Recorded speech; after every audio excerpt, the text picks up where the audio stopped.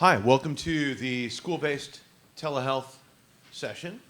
It is going to be several hours. Before we get started, here's the really important information you need to know. The Wi-Fi passcode, so that you can tweet about how amazing this session is. And there's our hashtag. And I'm not on Twitter, so you can't tag me. But I'm Steve North, and I'm a family doc and adolescent medicine specialist in the mountains of Western North Carolina. And I've been working in school-based telehealth since 2008 in program development. We launched our program in September of 2011. And Amanda Martin is our moderator. She's the executive director of the Center for Rural Health Innovation. And you'll learn more about our project over the course of the day. The other important thing is the mobile app. If you haven't downloaded it yet, go to the MATRC site for the conference, and you can link directly to download the app, and you can submit questions for our Q&A at the end of the session, which will be sort of in that last hour or so, to us there, and we can, Amanda will see those and be able to direct them to the right person. We'll also take questions from the audience, absolutely. So, for those of you who want to know what the day is going to look like, we're going to kick it off with about 10 brief vignettes, sort of abbreviated TED-style talks about great use of telehealth in schools going on across our region of MATRC. And then three a little bit longer sessions on policy, research, and reimbursement. And then open it up for the Q&A. We will have a break at 4:15, I think. We're going to flip over to our slides. So, break at 4:15, and then we'll come back about 4:30 for another hour and a half. And the Q&A is really where I think the best part of any discussion is. So we wanted to provide a lot of opportunity for that. And then, yes, we know that we're running right up to the reception at 6 o'clock. It's not as bad as giving the talk right before lunch, but almost as bad. So why are we here? So I've been working in school-based telehealth for a long time. And originally, it started out really as looking at acute care.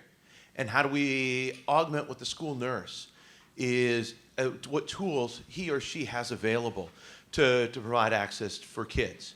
And as we've moved forward, we've really begun to see more and more programs transforming this from urgent care at school to how do we create healthier students using virtual care. So this is a model that I sort of developed about a year ago.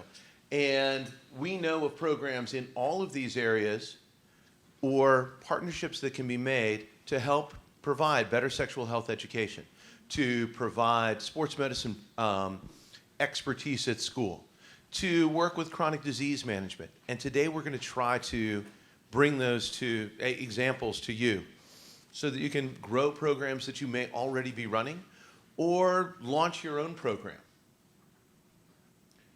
And as I think about this is not a substitute for traditional face-to-face care. How do we use this as a complement to the care that is already available to create an environment where we move from a very provider-centric model of care, where you need to come to my office to see me based on the 20-minute slot you can get in my schedule 6 weeks from now on Tuesday afternoon while you're supposed to be in school, to a patient-centric model where we can have multiple touches with the patient through the course of the school year and blend that in with the care that they are getting through their medical home. I don't know of any virtual school program that can actually replace the medical home. And I don't think that, and so what we need to look at is how we partner with the medical home. So, all right. Thanks, Steve. You're welcome. Oh, wait, I did forget one important thing. I just walked by it. If you are a provider who can get CME, this session qualifies for CME. And what you need to do is sign in. We have the sign-in sheet here, and I'll actually move it over to the side so you can slip over there during one of your times you need to get up and walk around. Find your name, sign in, and there's a $75 fee. at the registration desk to get the CME. So I'll put this form over there. Thanks, Steve. You're welcome. Okay, so I'm Amanda Martin. I'm the Executive Director for Center for Rural Health Innovation, as Steve mentioned, and the moderator for this session this afternoon. And I'm super excited about this. Thank you for kicking it off for us, Steve, with some background info. What we wanted to do, like Steve said, was really highlight several different programs. And I really hope that nobody's here going, I wonder what telehealth is, or what is this telehealth in schools thing? That sounds crazy. Because we're hoping that you've already drunk that Kool-Aid, and you're kind of on board with that. Because, because what we have are now 7 very brief presentations, and no one's going to start from, well, first you go into the school and you get some equipment, because that's not where we're at. We're trying to really highlight where these programs are different. And so Steve and I put our heads together last fall and said, who would we love to invite that would really highlight all kinds of different services, models, sponsoring agencies, all kinds of stuff like that. And so hopefully you'll hear a lot of variety and not much repetition, frankly, between our speakers. And so the challenge that I laid out for all of our panelists is to present their programs in 2 slides and 6 minutes. So I'm going to be sitting up here in the front making hand gestures and stuff, but y'all don't have to see that part. I'll keep it down low. But if they feel like they're rushing, that's wise, because I put it on them to try to talk really fast. So that said, I would like to invite Sandy Rowe to come up and tell us all about her program. She's a fellow North Carolinian, and I know she can talk really fast. Okay, so you get this one, and you have this when you're ready to click to your next slide. And just hit that? Just hit the one to the right, yep. Okay. He says so. Did I give you the right one? No. I don't know. You get this one. Then I could reel you in if you talk too long. Okay. Okay. It's a pleasure to be here. Hello, everyone. As you can see on the slide, Pender Alliance for Teen Health, or PATH, is our program. We started out, well, let me start out by saying a little bit about myself. I spent many years in the nonprofit arena, doing children's and environmental protection issues. In 2015, I took on the job at the Pender Alliance for Teen Health, and I had never been involved in healthcare ever. And after my first month on the job, I went to the National School-Based Health Alliance conference, and sitting out in the seats that you're sitting in, I felt like I had gone to a conference that was being given in a foreign language. I've never heard so many acronyms and medical terms. I had zero idea what they were talking about. I was clueless. But that's what ended up being the secret to the success that we've had so far, because I didn't know what I didn't know. So I had this big vision of what we were going to do, and I had that picture in my head, free from all of the reasons why it wouldn't work or couldn't happen. So that's where I really feel like once we got that vision, and once I sold that vision to our group and to our schools and my board, that really started the hard work. That's when I started calling people like Steve and Amanda and saying, I've promised them we're going to do this, now how do I do that? I had great clinical people on my team. We had a nurse practitioner who was one of the founders of PATH, and the lead school nurse in Pender County had come across telehealth 8 years prior to that and thought that could really work in our rural area. So we started with 3 school-based health centers. One was the hub, where we hired 1 nurse practitioner, and the other 2 had a managing RN that could telehealth back to the nurse practitioner at the hub. So at that main one, we could do annual physicals. It's basically a doctor's office. Anything that could be done in a doctor's office, for the most part, could be done with our nurse practitioner there. The RNs on the other end would telehealth for acute care. But we would also then set up appointments at the other two where the nurse practitioner could go over on Wednesday mornings if the nurse wanted to do annual physicals or face-to-face things. So I felt like we had the best of all possible worlds. We had telehealth within our network, and we also had the capability of being a medical home for some of the kids who really didn't have that.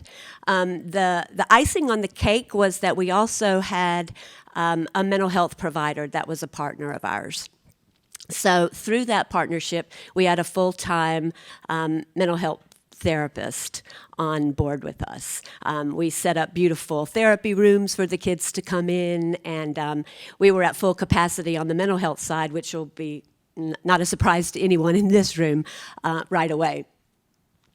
But the problem with that was our mission for PATH, which is a 501c3, our mission was to provide access to health care for Pender County students and their families. Well, we were only able to do that with 3 school-based health centers at 3 schools. And Pender County is a huge county, part of it being rural, the other part being on the coast where Topsail Island and Hampstead and those places are. We had no services over on that side. So we set out to extend at least the telehealth part of our network to all of the other schools, following the model of healthy schools that Steve and Amanda set up by utilizing the school nurse as presenters from the schools. Seemed easy. That was our vision. We were going to open it up to everyone. But our medical provider was the health department, and they could not find their way to letting the school nurses be the presenters. No matter what we did, we jumped through every hoop we could think of, and they couldn't find their way there. But we were determined, and kind of like a dog with a bone, I called Steve and Amanda yet again for the 100th time since we started our program, and told them our plight, and so Healthy Schools jumped in. So now we have a different provider for all the other schools in the county through the telehealth network. We still kept our provider for the school-based health centers, but now we're able to do acute care and sports physicals in all 18 schools. So our program went from the 2,500 kids we had in the first 3 schools to now 10,000 children across the entire county. And one of the things that has been wonderful about that is we got a new superintendent whose wife is a nurse. And so we had him in the pocket. He was a huge supporter of this and helped us get it through. And one of the reasons that he was so adamant about helping us get it through was when he said to us, if a child is absent, a child misses that day, one child misses a day of instruction. If a teacher is absent, 25 children miss a day of instruction. So we're at about 50-50 teachers and students using our new telehealth network. And it's just grown our program, and we couldn't be happier. But I strongly suggest to get the big picture and then work back from that. Thank you so much. And wonderful timing, too. Excuse me. I just realized I was standing in front of the camera, or the projector. So our next speaker is Al Atanda, yes? Atanda, yeah. Atanda, good. Just wanted to make sure. And let's see, you get this one. And you get this one. Sure. And I'll let you introduce yourself. Good afternoon, everyone. Like you said, I'm Alfred Atanda. I'm a pediatric orthopedic surgeon at DuPont Children's Hospital in Wilmington, Delaware. I'm very happy to be here. I'm an alumni, whatever, of University of Virginia. And for those of you who watch basketball, we had a very good game last night. So hopefully they don't blow it in the Final Four, but we'll see. But anyway, so I'm a sports medicine surgeon, and I'm full-time. I'm practicing, but I do dabble in a lot of telehealth pilots and things. And one of the things that we've kind of been pushing for the past couple of years is figuring out how we can provide athletic coverage virtually. The culture of sports medicine surgery and non-operative sports medicine surgery is most of the time you see the physicians that are present. For those of you that watch professional sports and collegiate sports, there's always somebody on the sidelines, usually wearing a nice suit or some sort of nice outfit, being present. But that creates a lot of problems because A, there are tons and tons of kids at the youth level that play sports, and B, there's not enough of us to go around. So basically, the sports docs usually gravitate towards patients that play sports such as football and basketball, which are very popular, or that go to private and very well-resourced schools. So this kind of leaves out kids that play other sports or kids that live in rural and inner city areas. And I think the true value that I bring to the sideline isn't necessarily me being physically present, but it's more so my clinical judgment, my clinical experience, and being a frontline surgeon providing care for athletes, and then I impart that knowledge onto the athletic trainer. But physically, the athletic trainer is more than capable of handling any shoulder dislocation, laceration, evaluating somebody with a concussion. So I thought if we come up with a way that I can disseminate knowledge without it being a huge burden on my life and my time, I think that'd be very helpful. And I can find a way to cover multiple schools and help increase the outreach for our hospital. So I'm piloting this now. It's just me. It's not as fancy as some of the other programs you're going to see here today. And I've worked with 6 high schools and the athletic trainers in each high school. 5 of those high schools I've never physically been to. I've never even seen them in real life. I've been doing it the past couple of years. We do it all seasons through the school year. And basically, I make myself available in one of 2 ways. It could be on demand. So if there's a Friday night football game, I make sure that my schedule is free from 7 p.m. to 10 p.m. or whatever the time is, and I give my cell phone via this specific app, the video app that we use, and they can contact me, or we do it kind of in an asynchronous fashion. That's like the second piece. So we have like a virtual training room where I can meet with somebody like every Monday at noon for about 5 or 10 minutes virtually, or they can text me on the fly and try to get a hold of me, and I can evaluate a patient, or I can even just discuss a patient, so the patient doesn't always have to be there. It's worked out pretty well. The athletic trainers are very, very receptive to having the knowledge that I'm kind of always available to them. That's one of their biggest issues, is kind of being left to fend for themselves and care for a lot of these athletes. So when I try to convince other surgeons to do this, well, the first thing they ask me is, well, how do you make money doing it? The traditional sense, when we're standing on the sidelines, we are not making any money. We are being there to market and outreach for the hospital. So the ROI piece is very hard to explain.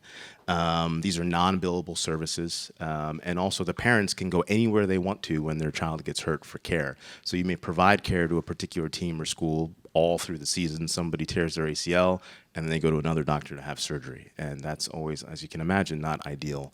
And I have to be available, right? My time is very valuable. I have young kids at home. I have a social life. I have things I like to do. Most surgeons don't want to take their little free time that they have and be available for other folks. So one way around that I'm now also experimenting with, my colleague here, Emmanuel Opati from Expert Care, actually runs a pediatric e-consult platform where we connect pediatricians to subspecialists. So we're seeing if we can do it in an asynchronous fashion via kind of texting and emails to entice more surgeons to want to volunteer their time. This way they can do it on their own free time as opposed to have to be available live.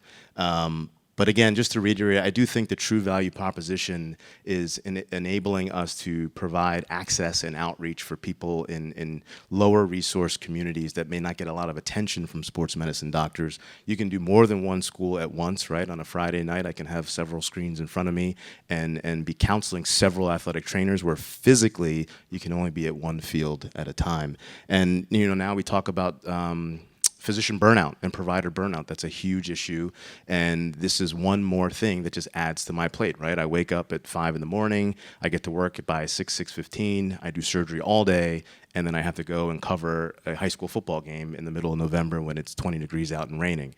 That's not very appealing to most people. So something like this may get a little bit more kind of enthusiasm around doing that sort of thing in the same vein of not really taxing the provider and just creating more issues and problems for us. And then lastly, it allows for appropriate triage. A lot of times, if we're not physically present, the athletic trainers are on their own. They're left to kind of make decisions on their own. They may not know exactly which kind of injuries need to be seen maybe the next day or a couple days from now, or what things can wait a few weeks. And again, being available to multiple athletic trainers helps kind of streamline that process of how the patients get from the athletic field with an injury and then into our office for definitive care. Thank you. Thank you. I'll stop the timer. Awesome. Thank you so much. So I would reiterate for anyone who came in a little bit late, we are going to have a panel at the very end with all of these folks up to ask questions of. So if you would go ahead and jot your questions into the app, they'll be there and you won't lose them. And we may answer them even if you duck out early. Of course, we'll also take verbal questions. That's fine. But if you have a chance to write them down, that's okay. But you will have a chance to ask every person who's speaking your specific questions. So have a look at the app. We're going to turn the corner and leave the Mid-Atlantic region. I hope you're ready for this. Sheila Frey, take it away. So, Click there when you're ready. the right side? Uh-huh. Okay. So my name is Sheila Freed, and I'm the school health director at Avera eCare. And so I have a map here because you might not know where I'm from. So that is North and South Dakota that you're seeing. And we're based out of the southeast corner in Sioux Falls, South Dakota. And I am a school nurse. And my first school that I served 15 years ago was 3,122 square miles.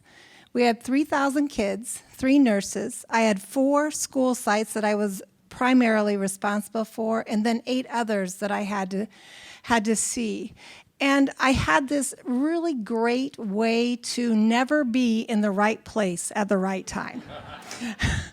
No matter what I did, there was always someone, a secretary on the phone, trying to explain to me what was happening with the child. And I was trying to figure out from their lay language what was actually going on. And it was always a frustrating move for them as well as for me. So fast forward, the Board of Nursing in South Dakota saw that there was the same kind of an issue with the geography and then the lack of nurses. So they, in 2011, did a research study having to do with if a nurse could delegate insulin in a school setting in a safe manner. So they did the study, found out that it could happen, and they changed the administrative rules for the Board of Nursing, which allowed really this virtual project to happen. My pictures are of a reservation school, and so just before I move on, so the school bus is where I'm facing the school, and then I did a 180-degree shift, and that's looking out the front door of the school. There, those are cows over there, just in case you didn't know. All right. So anyway, so what we did is we started a virtual school nurse program. And so we serve 28 schools in North and South Dakota. And let's see, what do I want to say? Well, I'll get back to that. Anyway, in North and South Dakota, we are a contract model. That's the word I was looking for. And so we are contracted through the school, and it is a per student, per enrollment. That's how we are paid for. We also have a HRSA grant that helps our schools a lot. Thank you, Carlos. And as we work towards sustainability. And so the HRSA grant helps our grant schools. And then we have 7 schools that are non-grant schools and then 21 grant schools at this point in time. And so what we do is at the hub site, which is in Sioux Falls, we have school nurses that work half day in their buildings and half day at the hub. So we contract through the local school district. And really we provide clinical assessment to the students. We provide case management, and we do a lot of chronic care where we are helping the students we see the kids face to face every day for our chronic kids. And then we see our urgent care kids as well with things such as head bumps, broken arms, rashes, you name it, just like whatever you would see in a school nurse office, really. And so what we found is that it really helps to bond the school staff with the nurses. So on the user end, on the school side, is secretaries, principals, paraprofessionals. And so in order for us to delegate our care to them, we have to train them. And so first we go in and we do training, and they're put on a registry. It's a little different in each state. North Dakota's rules are a little different than South Dakota rules, but the training is similar that we do. And then we're able to delegate the care to the UAPs. Anyway, where eCare is it is really a technology hospital, and the school nurse is embedded right into the other service lines. So there's emergency, EICU, behavioral health, pharmacy. So we also have resources available to us if we have questions that we can't answer ourselves. And then we work in partnership with the schools, obviously. Barriers. One of our biggest barriers was getting schools that have never had a school nurse to buy into the idea that they needed a school nurse. So for one thing, they've never had a school nurse. So 20 of our schools have never had any nursing services at all. And now the next thing we're trying to get them into buy into is the fact that we can do this via technology. And they're like, really? I don't think so. And so we figured out how that you partner. So in North Dakota, we partnered with an educational cooperative. So their job really is to bring services to their schools. They're a trusted resource. That is one of the ways we've been able to develop in North Dakota. In South Dakota, it's really been a show and tell method. And what I learned was it's principals that do the marketing to your superintendents. But they have to have that aha moment. They have to see it to believe it. So I do video visits when I go to the principals' conferences. The other thing that you have to convince is you have to convince your school boards. And so I go to school board meetings, sometimes virtually, a lot of times in person, and I convince our farmers, sometimes in their 70s and 80s, to have that aha moment. How do they protect their grandkids at school? And that is how we've gotten into the schools. Once we get in, that's not a problem. We become their school nurse, and we go to IEP meetings, we go to 504 meetings. We interpret how medicine affects the educational setting. How does medicine affect how that kid learns? That's really what we do in many multiple ways. Can I tell one quick story, even though I'll be over? So, on Standing Rock Reservation, we have very under-resourced schools. We have 3 schools that are very under-resourced. We have multiple students that have type 2 diabetes. And one of the things that we've found is with our students, their blood sugars are running the 300s and 400s most of the time. And just imagine, picture in your head, we had a student whose glucometer battery became in-functioning on a Friday afternoon, of course. And 60 miles to get to the nearest place that has a battery. No car. The family doesn't have any car. So what we did is we called the IHS system. We tried every place in the world. We did what I call is relentless case management. We were unsuccessful. However, we kept working with this person, and we found out the school was giving the insulin improperly. So that helped when we figured that piece out. Then we found out he wasn't getting insulin at school. So with our partnership, insulin at home. Thank you, sorry about that. With our partnership then between the school, the IHS clinic, we found champions to help cocoon these kids. So now we're running in the 200s most of the time. We even had one day when we were 170. Yay! Amazingly enough, right? Our student now can interact with us in a more appropriate way. They're learning. It's amazing what happens when you don't have Karo syrup going through your blood vessels. So it's the kids that all of these programs are about. How do we make a difference for kids? Thank you so much, Sheila. That was great. That's terrific. Well, yes, Debbie might want that. Or you could just click for her whenever you think she's ready. Yeah. So thank you so much for that. And it's a nice twist to the school nursing angle. So I don't know if this is going to reach over there, but let me hand you that. And so now we have Debbie Voiles from just over the mountains from me in Tennessee. That's right. That doesn't mean anything to y'all, but it's important to me that she's practically my neighbor. Hey, that's right. Okay, make sure okay. So, glad to be here today and talk about our school-based program. at Ballot Health. So just a little bit background about me. I've been working in the telehealth arena for about 22 years, Texas and Colorado, and I've been at Ballot for a little over a year.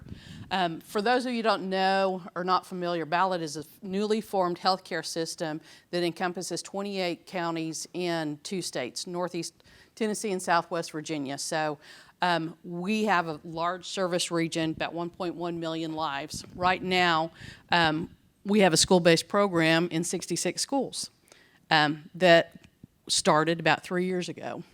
And you can see on this map where all of our locations are. You would think if we had 66 schools that we would have a lot of visits, and that's not quite the case. So as you can see on this map, we started in 2016, and our numbers, were not so good. I mean, I think the first year we were about 595, and that wasn't a complete school year, so they thought everything was good. Second year, they dropped down to about 555. This year, we're at 573, and we still have already, and we still have a couple months left. But one of the things that we have learned through this process is just because you build a program doesn't mean that they're going to use it. So the program was really thrown together in response to competition and prior to the merger. And they were trying to ward some of that competition off, and Mountain States Health Alliance said, "Oh, we got to do something because we're going to lose our kids from a healthcare system." And it's originally funded by our children's hospital, so Niswonger Children's Hospital. In our service region, we've got 21 hospitals, and one of them is a pediatric children's hospital. So we're very blessed with that, and we're blessed that they're willing to fund our efforts.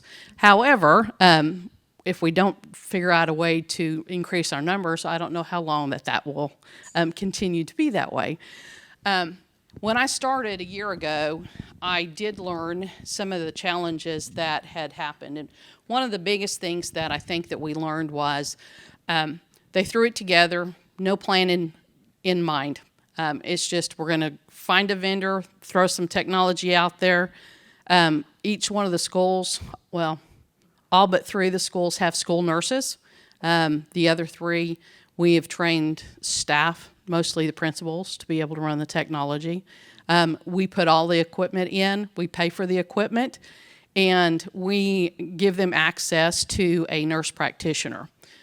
First year, it kind of was on a rotating basis on who was actually doing that coverage. There was no teamwork involved. It was luck of the draw, whoever got to be on the schedule on that day. So there was no rapport that was built with the school nurses. And so there wasn't any of that, oh, I don't trust this person, why would I want to send one of our kids and ask to do a televisit? So year 2 comes along, that doesn't change very much. When I started in March of last year, we started really looking at what we were asking the school nurses to do, and it was quite complicated, and they were spending a lot of time doing paperwork instead of clinical work. And so we have really changed that and made this a team approach, and we have a coordinator that's doing all the paperwork for all the students. So all the nurses have to do is do vitals and then present a patient. So we cut their time commitment down to about 5 minutes from about 15 to 20 minutes. And I think that as we're continuing to evaluate this, we think that that's a good approach. The other thing is we have a dedicated nurse practitioner, so that we have identified, and she sees all of the patients unless she thinks she needs a day off for some reason. I can't imagine why anybody would think they needed a day off, but that happens on occasion, and we have a couple of backups that do that. But having that consistent person to work with. The other thing that we've learned is we actually send Ashley out, and she does site visits with all of the schools. So, and when she's there, she can see kids in person, and if a televisit comes in, she can do a televisit from the school wherever she's at. So again, building the rapport, building that community involvement, which is one of the key factors that we've learned was a hindrance in why we weren't being more successful. Again, 66 schools, you would think we'd have a lot of kids that would need to be seen. So we're still trying to figure that out. But I think the biggest thing that we've learned is that you've got to engage with your community, you've got to engage with the local providers, and you've got to build that rapport with the nursing staff. So we think that we're on the right direction. We actually, next year, we'll be at 150 schools. So, yeah, and we're looking at adding Virginia. That is, if they can get the legislative language changed. So if we get that happen, then we'll be at more than 150. But very excited about the program and what we're able to do. So thank you. Thank you. That was perfect. Look at that below time. So excited up here with my timer. I haven't gotten to hear the chime hardly at all. So I'm really excited to announce the next speaker, who is Tanya Scheffler, who actually is the nurse practitioner for the program that I helped start. Yes. So, but I'm not going to talk about my program because Tanya's going to. Yes. Thank you. Okay. And just click when you're ready. All right. So I am Tanya Scheffler. I'm the lead nurse practitioner for Healthy Schools, which is a part of Center for Rural Health Innovation. You'll hear some of these counties and words a lot over the course of the day, but just wanted to put the map of North Carolina on there. It doesn't have our borders real well, but just wanted to show you kind of how spread out our program is now. We are 100% virtual, so we do not have a hub site. We have an office address, which is in those purple dots up there in Mitchell County, but we're 100% virtual, so all of our staff, most of us work from our home offices. Our executive director is in the office more than anybody, but all our scheduling, billing, QI, all those things is virtual with Lacey, who works from home. We have 2 half-time family nurse practitioner providers. I actually work from my home office, which is kind of southwest of the green dots. Meredith is down over from Charlotte in Rutherford County, which is a South Carolina border county, and incidentally, neither of us serve the counties that we live in. We're working on that, though. So we have the 2 of us. We equal 1 full-time FTE. Then our medical director sees patients mostly for behavioral health about 4 hours a week, and then we'll cover the schedule as we need him to. So obviously, being able to work this way, our staff has to be really reliable, trustworthy, and accessible, because the first time you need somebody and they're not there, it just doesn't work. So like I said, we're 100% virtual. We don't have the hub site. We have the 6 counties now, 4 far west and 2 far east, but hoping to fill in some in the middle. So that puts us up to 77 schools. In North Carolina, the school nurses almost always cover more than 1 school. So this year we implemented, all of our nurses have mobile telehealth devices, so that gives them the ability to carry their telehealth with them to different schools. So that gave us the access to a lot more schools and students this year than we've ever had. Each school nurse in North Carolina is a bachelor's prepared RN, so they have the physical assessment background and skills that we need, so they're really good as our hands on the distant end. Then we have a few non-clinical backup presenters in a few schools. That's very few. So those would be the people that would give the insulin, check the blood sugar, give the meds when the school nurse can't be there.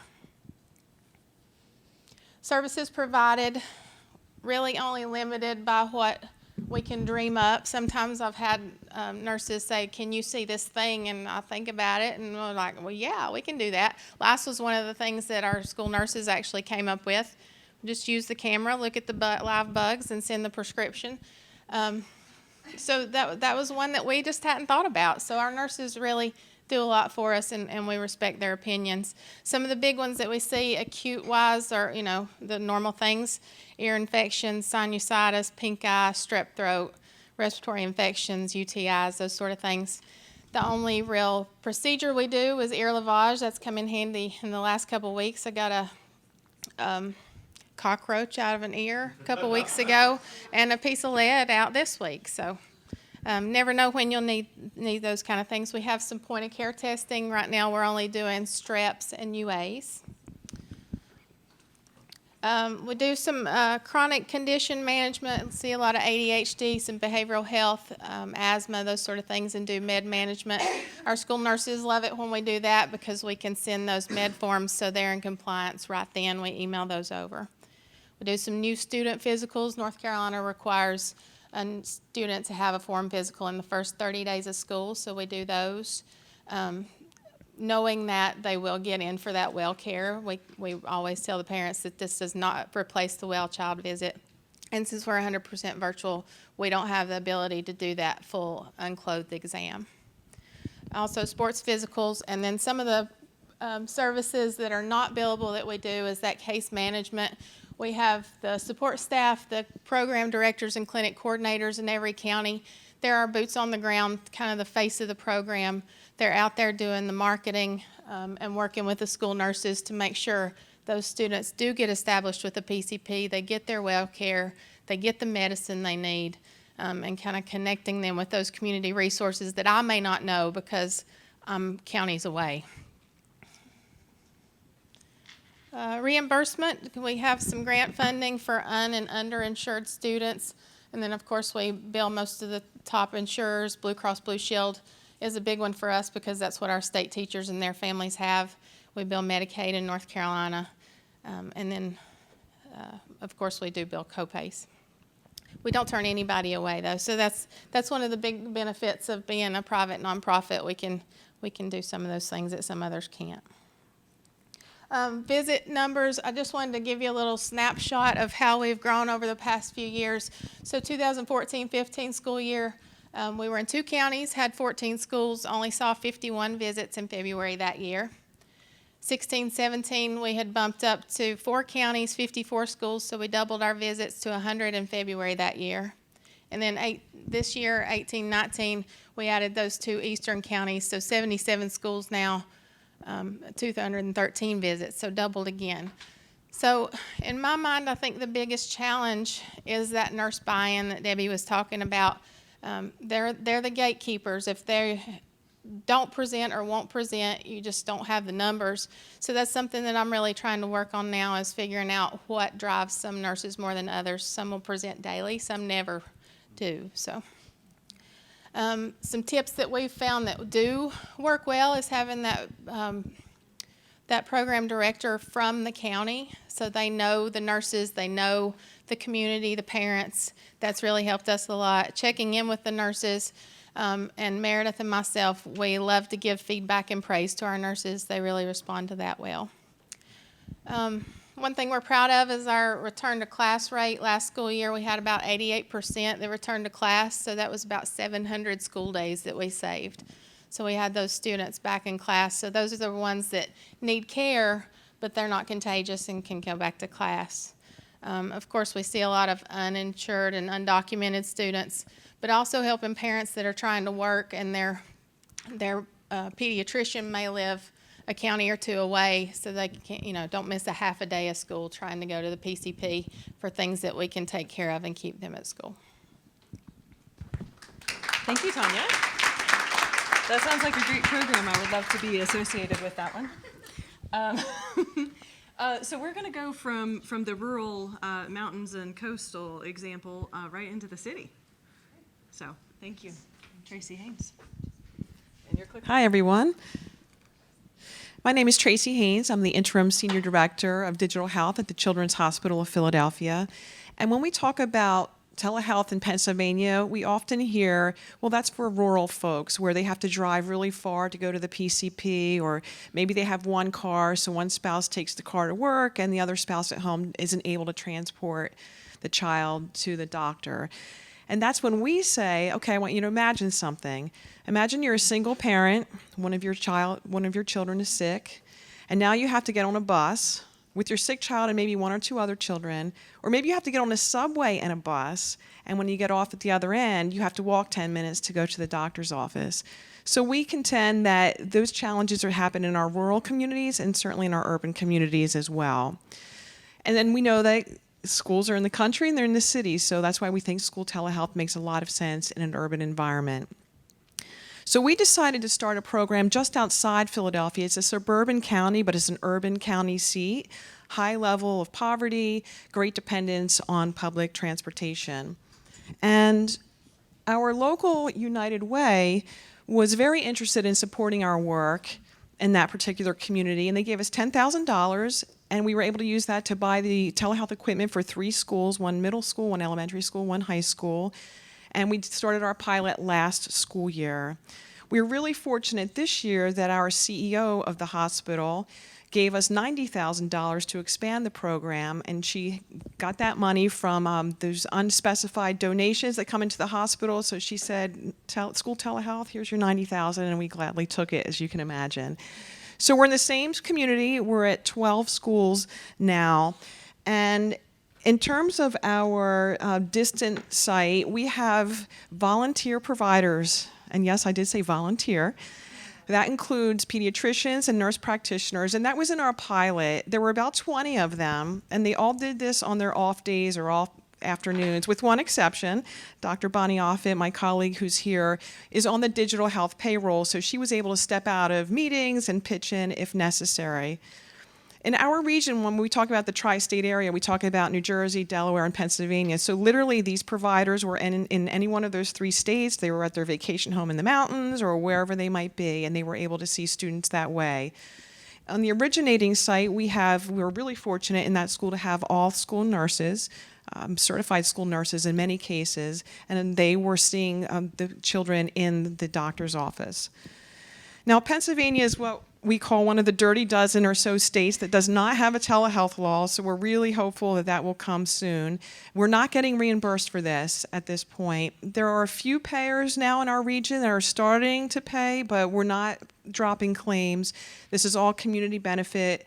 CHOP is a nonprofit, so it's just we're doing this as our mission-driven work. Although you can see where our providers are still entering their codes, though, because we're trying to get them into that practice for when the day comes, we will get reimbursed.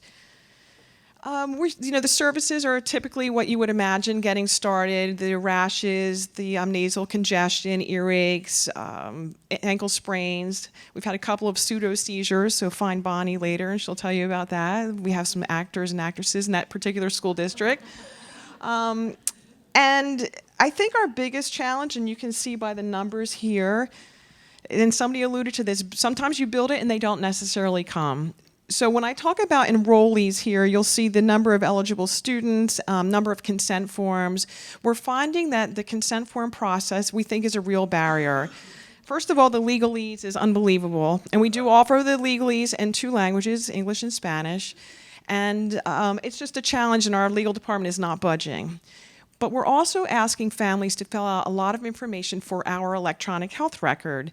And they're saying, well, we already give this to the school. So we literally have like a 6-page enrollment form. So it's really daunting. And the reason we started to do that is because some of these students are part of our health system and some of them aren't. So we wanted to make sure they were teed up and ready just in the event they had a telehealth visit.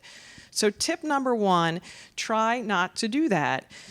Try to gain the operational support at your hospital, your health system, where there's a number of parents can call, or someone in the school can call and say, okay, we have a live one, and here's that child's address, parent contact information, et cetera. So definitely get them to sign the legal form ahead of time, but save that demographic stuff for later.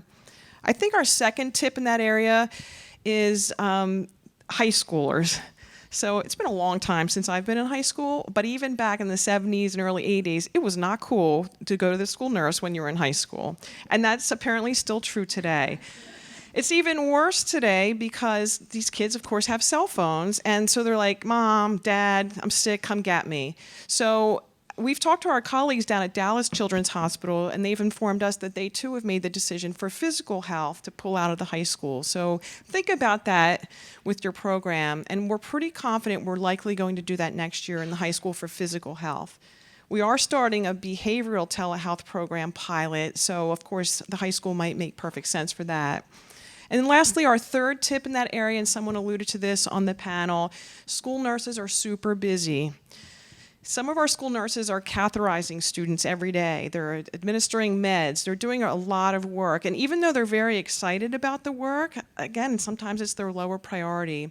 So we're starting to think about ways to incentivize them in terms of coming up with fun competitions, giving them gift cards, buying them lunches. Some of our colleagues that we've talked to throughout the country are doing that with great success. So we're hoping that we'll have success too. So whether you're in the country or the city, I think we're all here to just acknowledge that we think school telehealth can really make a big difference for kids getting the care they need. Thank you.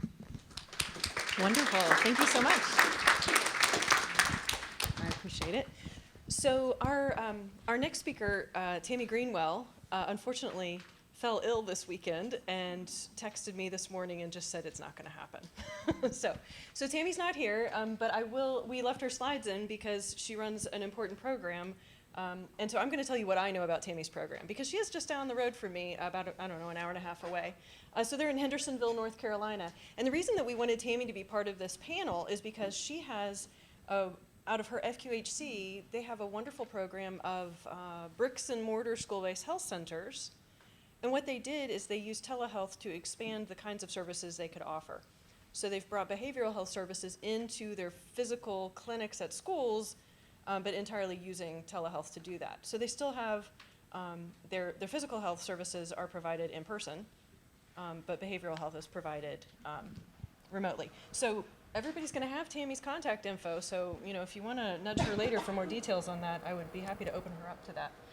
So here, and of course you have all the slides. And I think that you know this, right? The slides are in the app. Good. Okay, I see all the nods. Thank you. Because nobody intended for you to take notes on all this, right? That's why we have it.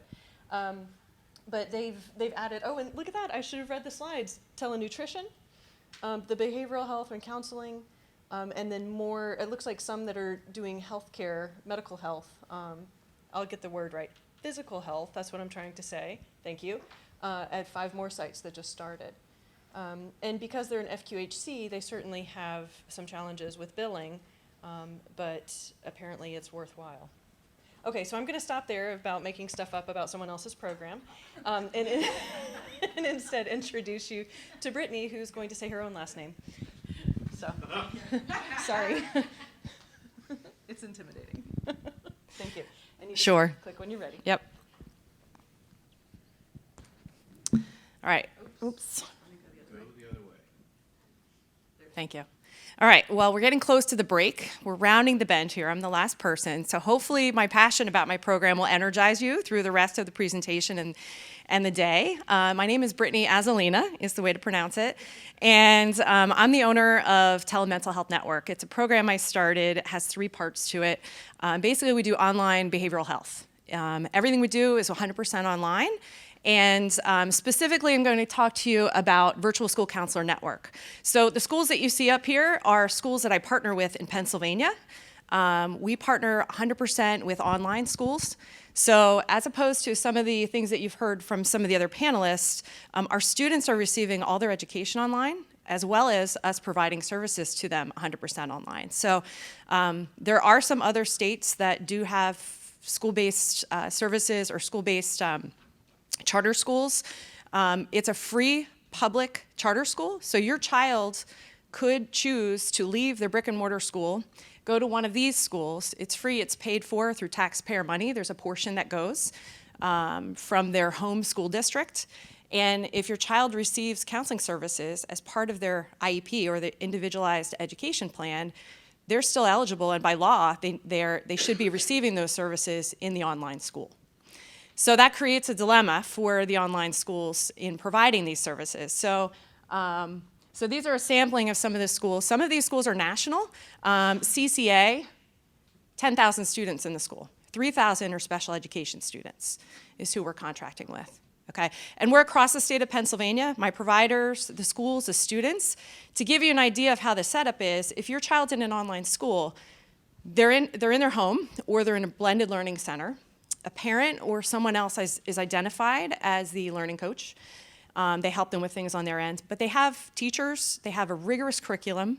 They have blended learning center schools. I know this. My husband has been teaching at an online school for 10 years, which has helped me in the gateway to this. So I understand it from an educational perspective as well as a special ed perspective. So the students, when we partner with online schools, I'm going to change this here. So when we partner with an online school, if your child has PT, OT, speech, any of those services, you're still eligible. So what happens when we receive a referral, I have all licensed clinicians that work for me, and it's, for lack of better words, it's kind of a prescriptive service. We fall under the educational model. So I think there's another thing that's different than most of the panelists has described, a medical model. We aren't really following a medical model, although we're licensed clinicians. So we kind of have sort of a blend, I'd say, of both. HIPAA, FERPA, we follow our license, as well as the Department of Education in Pennsylvania. So what happens if a child has 30 minutes of counseling a week, they're eligible for that for the remainder of the school year, or for all of the school year, I should say, and the duration of their IEP. So what we do is we provide virtual counseling, or telehealth, individual and group. We also provide parent training, and we provide a little bit of virtual tutoring, although that's not really our main arena as far as what we do. So picture this. Emily, 16-year-old, who I personally treated, left her traditional school because her anxiety and depression was so significant. She couldn't get out of her bed. So mom enrolls her in an online school. Well, she still can't get her out of bed. So here I am, tasked as the clinician providing services to her.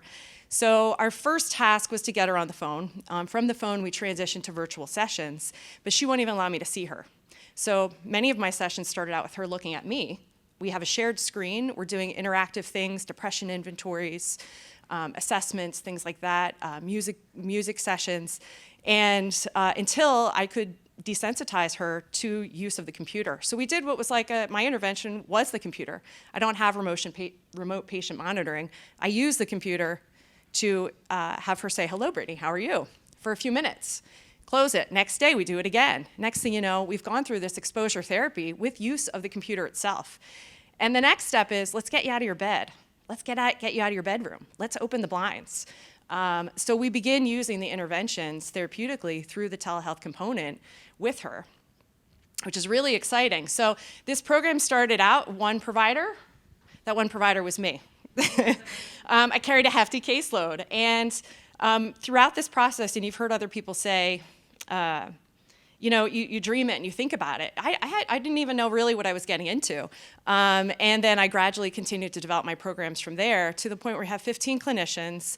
We're across the state. We have serviced about 700 kids. So if you think about it, 30-some weeks in a school year, we see them weekly, right? So, or bi-weekly, whatever they're. So that's like 25,000 sessions that we've provided in the past few years, since 2013. It's very exciting. The other piece is, going back to Emily for a minute, with virtual groups, I was able to get her into a virtual group. I was able to get her teacher and her teachers into our sessions. We practiced, we scripted, we worked with them, because part of what she couldn't do was call a teacher and email a teacher, because she was so, so scared, and she had that social phobia that thinking she was leaving a traditional school to go to an online one, it would go away. Of course it doesn't. It just manifests differently with a different trigger. So we were able to bring her teachers in and help her work through some things that she was not able to do. Under our model, and I think someone else referenced, we are more so working on how does their disability present a barrier to their academics as well as their overall functioning, right? So we do collaborate with the outside providers, and they may also have an outside counselor. Our role might be a little bit different as to what we're doing because they're in their homes. Another piece that I wanted to share with you is that the next stage of this, for me, I've developed college telehealth. So basically, college telehealth is online psychotherapy for students, for young adults, for young professionals. College campuses are busting.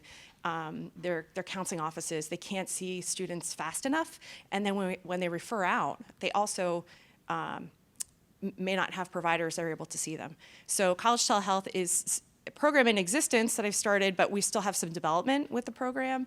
And we're looking to be able to move outside of Pennsylvania as well.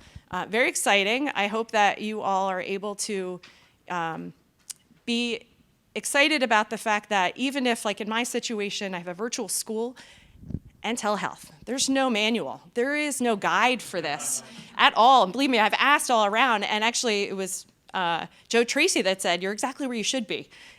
You are creating these ideas and you're going about the right ethical way, and Matrix is great for that. They give you an ethical and appropriate way to support you in doing this. So it's a great opportunity for me. Thank you for listening. Thank you, Brittany. Sure. All righty. Can you get out of the way a little bit? So we have blasted through all of these presentations. I hope that you heard a lot of good things. We're going to take a break now, even though we're only an hour in, because the timing's right, and I'm ready for a break. And so what we'll ask you to do, it is now 4 o'clock, so we'll start back at 4:15. The restrooms are out the doors to the right. There's water fountains down there too. There's also water in the back. Please add some questions to the app. I already saw a few, and you can also bump up. If you go, oh, someone already wrote my question, just click the little up arrow, and it'll say 2 people want to know or 3 people want to know. And we'll see you at 4:15. Thank you.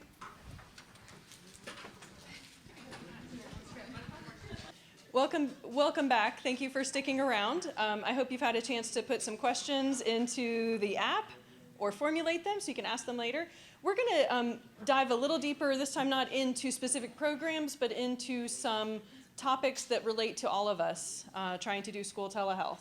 And the first one that I wanted to talk through, we'd asked Tammy Greenwell, the one who fell ill and couldn't come this weekend, we'd asked her to talk about relationships because that's something that we feel like she has done an amazing job of. So since she's not here, I'm going to actually read what she said about it, but I'm going to try to, make it palatable so it's not horrible for you all to listen to.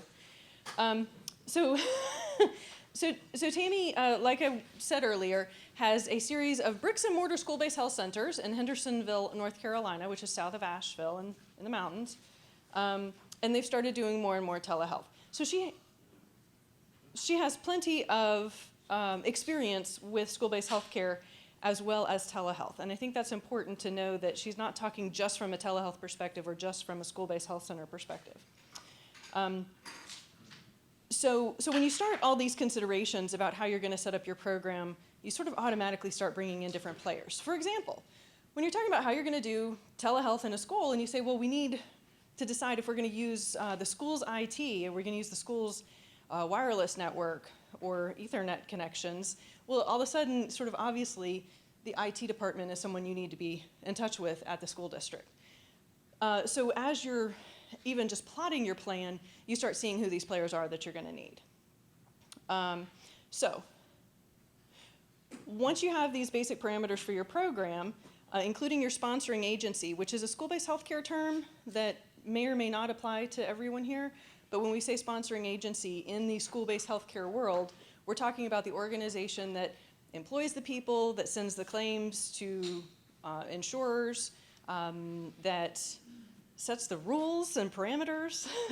and that sponsoring agency can be a 501c3 nonprofit, like the one that I run. It could be an NFQHC, a health system, health department, lots of different options there.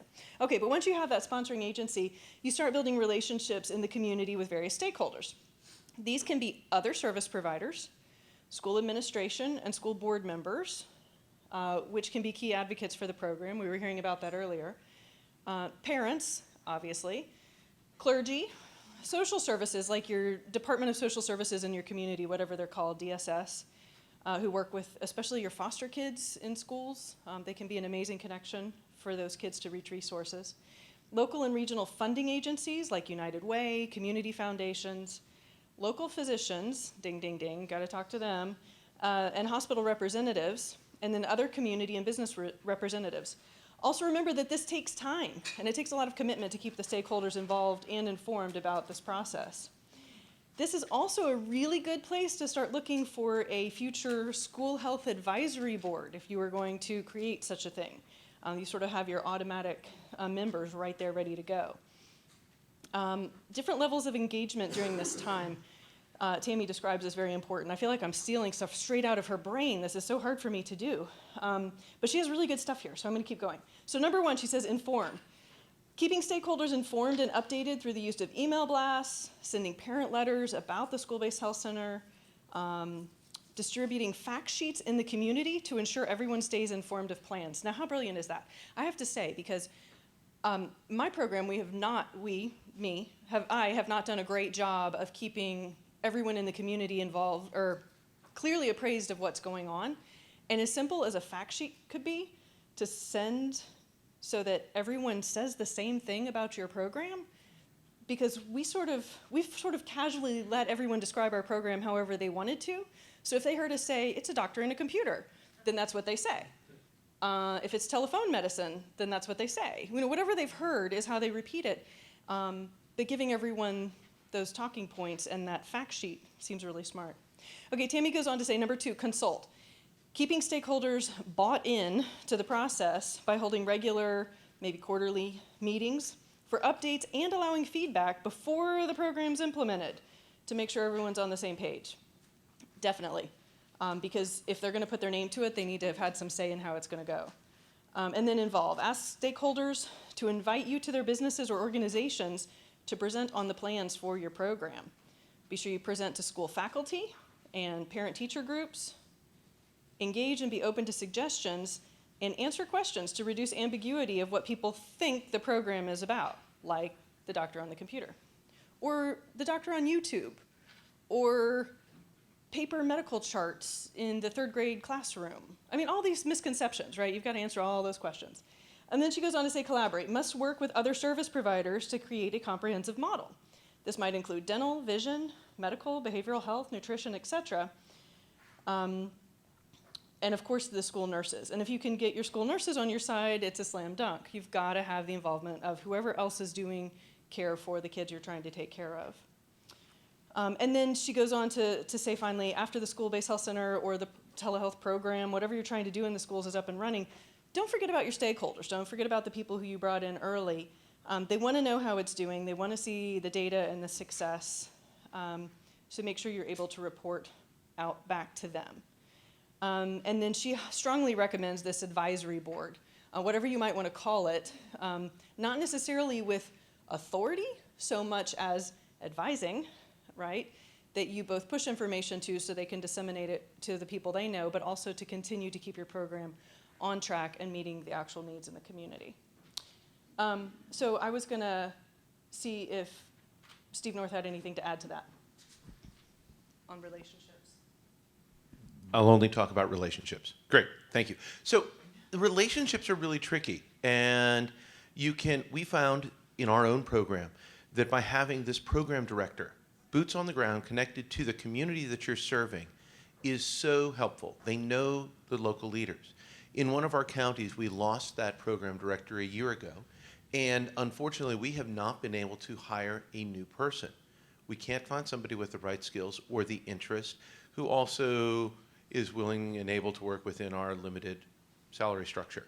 And we've seen visits in that community drop, and that's really a challenge. The other part is helping to build those non-direct patient care relationships with the school and with the school nurses. So through this work, I have become the de facto school physician for several different counties, mostly the 2 where I live, but when questions arise, they call me. And you need to have somebody who's willing to take on that role and be able to bridge that gap of local healthcare provider versus how do we look at this in the school setting.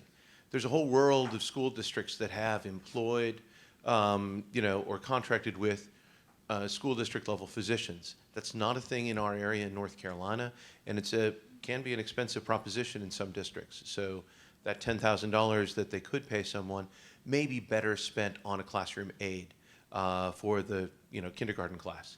So those are the relationships that I think are really important, but also developing the relationships with the health system and that healthcare providers in the communities is incredibly important. And I will openly admit that the vision that I have of where our program should be and where it actually sits 8 years later are very different. I would love to be in a position where my friend Chad Smoker prescribes a new asthma medication for a kid, and their parents work down the mountain, so about a half-hour drive from where we live. Chad's a family doc. He's an excellent family doc. And the folks work at Baxter, the IV bag manufacturer. They get 12 points a year, which basically is 12 days of vacation or sick days or take your kid to the doctor day. And Chad would like to see that kid back in the office in 2 weeks for a follow-up visit. Well, that's great and wonderful, but that parent now loses a day of work. I would love, and I've talked to Chad about this, why don't you have Tanya? Why don't you have me? Why don't you have Meredith see that child and send the note to you? And he has not been able to get to that point. And he said, well, that's really not what the parents want. They want me. And while I feel that that's great, we're not providing the quality of care that we'd like to as a healthcare community for our patients. So those are Steve's pie in the sky dreams of where telehealth in schools could be. And people also often come to us now and say, well, why don't you just offer Chad the ability to see the patients? Well, Chad Smoker's a family doctor in a HIPSA area, so there aren't enough family practice docs in our community to see the patients who need to be seen. He sees 25 patients a day. And to be able to integrate a virtual visit into his practice for one kid at a school and be able to schedule that 2 weeks later is really difficult. And that's why I don't see, for him, this being something he's willing to explore. So we had a practice in one of our counties who, 2 years ago, we needed to get prior authorizations for all of our Medicaid patients so that Medicaid would reimburse. And so we would call the practice and then say no. And they'd call the practice and they'd say, no, we won't authorize that. We would see the patient anyway, because that's where the parent is choosing for the kid to be seen. And when we went back to this practice and said, would you like to see your patients through our network? We're happy to set that up. They had no interest in doing that either. And so the relationships can be really tough. And sometimes you need to say, we're going to provide this service, and people who feel it would be a benefit for their children and teachers who feel it would be a benefit, that's really where we want to be, and they're going to come to us. And those who aren't, well, we can continue to market, but we have a limited bandwidth to be able to continue to beat on the door of the practice that doesn't want to be a partner with us. Teachers are another great advocate and a relationship that I feel you need to build and sustain. By using family nurse practitioners, we're able to see the whole scope of the school community. And therefore, the teacher who has been seen for an earache, for sinusitis, and the sinus infection has been going on for a couple of weeks, they're not willing to take a half day and get the sub, but they will be seen on virtual care during a planning period. They become our strong advocates, because now when Johnny or Anita is sick in the afternoon, they'll say, well, what about virtual care? And they recommend that to parents. And that's been a huge benefit for us as well. Those are my relationship comments. Thank you so much. I appreciate it. We also, it works really well, I think, sometimes to hear the provider perspective versus the administrator perspective. And so I don't see things always the same way that Steve does, even though we run the same program. And he doesn't always understand what I'm getting at. Ooh, I'm not controlling the slides from my laptop. I'm controlling them from here. Okay, so that was the partnerships thing. We wanted to make sure that you all are always thinking outside of your own organization in any program you're putting together, to take the time to build those relationships. Understanding that it's not always easy. Definitely not. You got more? One resource. So Tammy is on the National Board of the School-Based Health Alliance, and sbh4all.org is their website. They're a great resource on ways to develop partnerships with communities and in the setting of providing healthcare in schools. All right, so we'll turn the corner and talk about money. Now, first of all, I would like to say that our program, while we have been able to bill for services for 7 years or so, in no way covers all of our expenses using billing. The number that I reported to my board recently was only 15%, 1.5. So while we do get reimbursement, we spend a lot more money than we bring in. So we're certainly relying on grants and other revenue streams to cover all of our expenses. So I want to throw that out there. It's not the same for everybody. And I think if one of y'all wanted to, pop it up in the app and say, hey, would you ask every program if they make any money? That would be great. But I think that we all know that we're not in school-based healthcare to get rich. I hope that nobody's in this room thinking they're going to make a buck off of school-based healthcare, because I have yet to actually meet the program that truly does. Now, business plans may say you're gonna, but I haven't seen one yet. Now, I've definitely met those people. They like to tell me how they're going to make so much money off of it. And that's okay. They should try it. Don't hurt anybody in the process, but they should try it. But that's not been my experience. But nonetheless, let's talk about money. So first of all, the GT modifier is the coding magic that has been out there for a long time that claims could indicate that services were provided by telehealth if you appended the GT modifier. And if you're not the billing and coding person, that may mean nothing to you, but you can go tell someone else.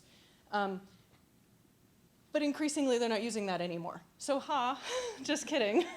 And that's varies. And here's my big caveat: this varies by state, by payer, how close they are aligned to CMS. For example, in North Carolina, our Medicaid policy basically said, well, the Medicare policy looks pretty good. Let's just do that. And they didn't particularly personalize anything for the Medicaid population or Medicaid providers. That's all about to fruit basket turnover anyway, because we're privatizing, so it doesn't really matter. But anyway, so the GT modifier may be the thing you need. In some places, you can have the originating site fee, originating site, of course, being where the patient is sitting. So somebody said they're doing this. Who said that they were doing billing for the originating site? Oh no, I just heard that it could be done in here, Virginia, as part of the new, anyway, we'll leave that alone. And North Carolina as well, if you can get it done. So the idea here is that where the patient is sitting, there's a CPT code. It's this Q3014 for those playing along at home, that lets the place where the patient is sitting bill something like $20. I mean, it's not a ton of money, but a little bit of money to cover the expense of providing that quiet, secure place with the connectivity and all that, which is separate and also billable at the same time as the professional fee coming from your nurse practitioner, your physician, your behavioral health specialist. Now, I will tell you that in our program, we have never encouraged the schools to bill that fee. And our barrier is volume, right? Because if the Yancey County School District had 200 visits in this school year, and they might say half of them were Medicaid, and then they could bill $20 each on those 100 visits, it's probably not worth the time it would take to train somebody how to do it. So we've just never really chased those dollars. But if you had a bigger volume and a bigger program, it is theoretically possible. Okay. So I mentioned that the GT modifier or not, right? So where they're going to increasingly, and I understand this from our billing person, that what they put into the charges is that the place of service is O2. Now, the place of service in a CMS 1500 claim is saying that it's in an emergency room, it's on a reservation, it's in an office. We used to just say office, but now it turns out that if we say O2, that means it was provided by telehealth. So that's really where things are moving increasingly coming out of CMS. So once again, you have to go back state by state. I mentioned about Medicare and CMS policy because even though we're not a provider through Medicare, because I don't need to be, right? Because if you think by definition, everyone I serve has private insurance, Medicaid, and even the adults, even if they're over 65, they're still working full-time or they wouldn't be accessing services to my program. So we don't need to bill Medicare, so we don't. And I'm frankly very happy to dodge that because I've done it before and it's hard. But still, Medicare sets a lot of the policy that trickles down throughout.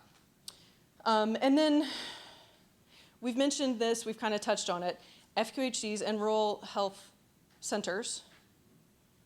Sometimes I say that wrong. The way that they get their federal funding currently in most places, although sometimes it varies, in most places they cannot be the distant site for a telehealth encounter. And so what that means for us, I would love to hand my program off to the FQHC that serves 2 counties right in my neighborhood They do great work, they have wonderful providers, and they're already taking care of a whole lot of the kids in our community, right? It's either the Rural Health Center or the FQHC. Take care of almost everyone. They're almost everybody's medical home with the exception of Dr. Smoker that Steve mentioned a little while ago. He's one of the only private practice doctors in the 2 counties. So I would love to put my program there, but right now, they would not be able to provide care into the schools as the distant site and get paid for it. They could do it all day long, but they can't get paid for it because of their policy. Now, some places it varies, and they found ways around it. And I wish Tammy was here so we could quiz her on what she can actually get paid for at her FQHC. But this leads me really neatly into one of my very favorite soapboxes. Stop me if you've heard this one, but I'm going to tell it anyway for everyone else, which is this question that we all ask, or that we are asked when we start talking about these projects, which is, can you do that? Can you do that? Well, let's see. Can we? All right, what do we mean by can? When you say, can you do that, do you mean, can it be done? Well, shoot, let's go up to the exhibit hall and see if there's technology that would let that happen. Because you know what, I bet if there's not, it's in development. So yeah, we can do it. It can be accomplished from a technology perspective. Can you do it? Is it morally appropriate? Is it ethical to provide care to everybody? That's a good question. Is it appropriate to leave some people out? Can you do that? Can you pick and choose? And then there's a question of, can you do it like, can you get paid for it? That's an important question, because sometimes that's actually what people mean, right? Can you bill Medicaid and they'll send you money back to say, gosh, thanks for taking care of that kid. That was awesome. Here's $52.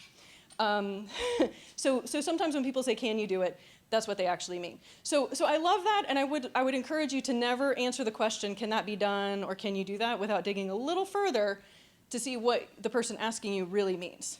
They may also mean, will I lose my license if I do that? That's a big one. People get touchy about that. They don't want to lose their nursing license or their medical license. You know, it's tricky. So we try to protect those. Okay, and then I want to point you very quickly to the very best place to find out what your state has to say. So Center for Connected Health Policy is funded in the same way that the Mid-Atlantic Telehealth Resource Center is, if I'm getting that right.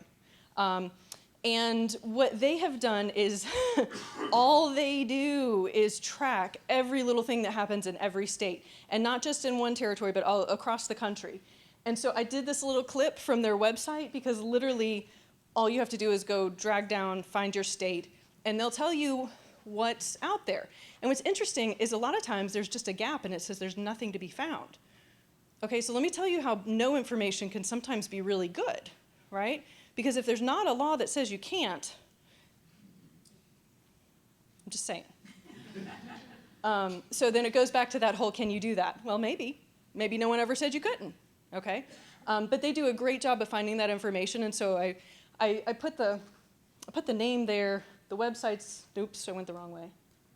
CCHPCA.org, Center for Connected Health Policy. I highly recommend it, and of course they update it continuously, so don't miss that.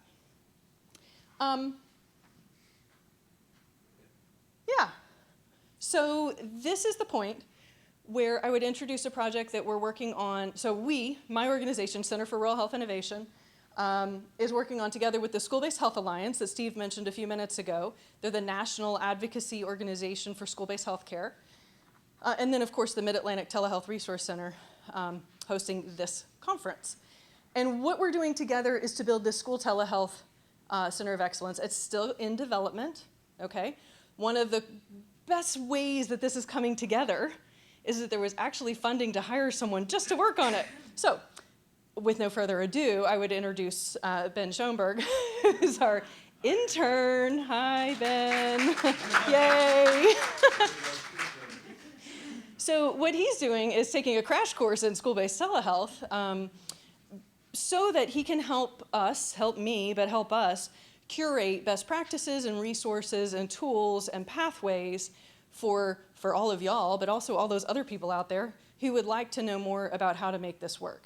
And when you need to see an example of an MOU because you just don't even know where to start, we'll have 1 or 3 posted for you to start with. So do you want to explain it? Do you want me to explain what you need? I'll go ahead. Okay. But I'm here, so. Okay, so what we're hoping to do over the next very short term, like literally April, May, and maybe edging into June a little bit, got some deadlines in there, right? Is to curate these tools. We've got examples of some, and we need some that you're willing to share that you've already developed. And I'll stick with the example of the MOU, right? Because they're going to be between different organizations and different settings and sometimes have different language. And I realize you should always go to your lawyer to get it all legaled up, but even just what needs to be included may elude you if you've never done one before. So, for example, Ben would like to convene an online meeting for 1 hour, one time, not a huge commitment here, say in May, for 6 or 8 people who are willing to look at MOUs with him. Read through them in advance, so 20 minutes of homework, spend an hour on a Zoom call talking through these are the best components, here's why, you should probably throw that one out, it's too specific. Oh, and I have another one, why don't we look at it too? So that Ben can come out of that with like, this is arguably the best one that we as a collective brain have right now, and we're gonna put it in this website, for lack of better word, to share with anybody who wants it. And so we have some flyers, we have your names because we know who all signed up and clicked that they were coming here, so we have at least a lot of your names. But most importantly, if you will find Ben while you're here this conference and tell him, you can call me, Ben, you can add me to your email list, I might be able to give you an hour in May, that would be super awesome. And he will follow up with you. So now you've seen him, everybody knows who he is, you got a good look at him. You can also message him through the app. I believe we can do that. Or email me. You can email. Pretty easy. So we hope that a lot of you will participate, and the final product of this, the first official final draft before it gets edited in the future will be released this summer, and we'll continue to follow up on that as a resource for everyone. And one thing, you guys, you think you cannot help or don't know much about school-based telehealth?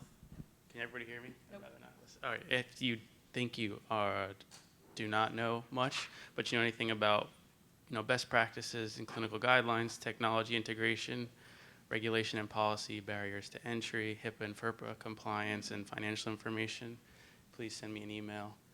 Even if it's not necessarily, we're obviously focused on school-based telehealth, but if you have in-depth experience in any of these domains, please email me. Thanks. Thank you so much.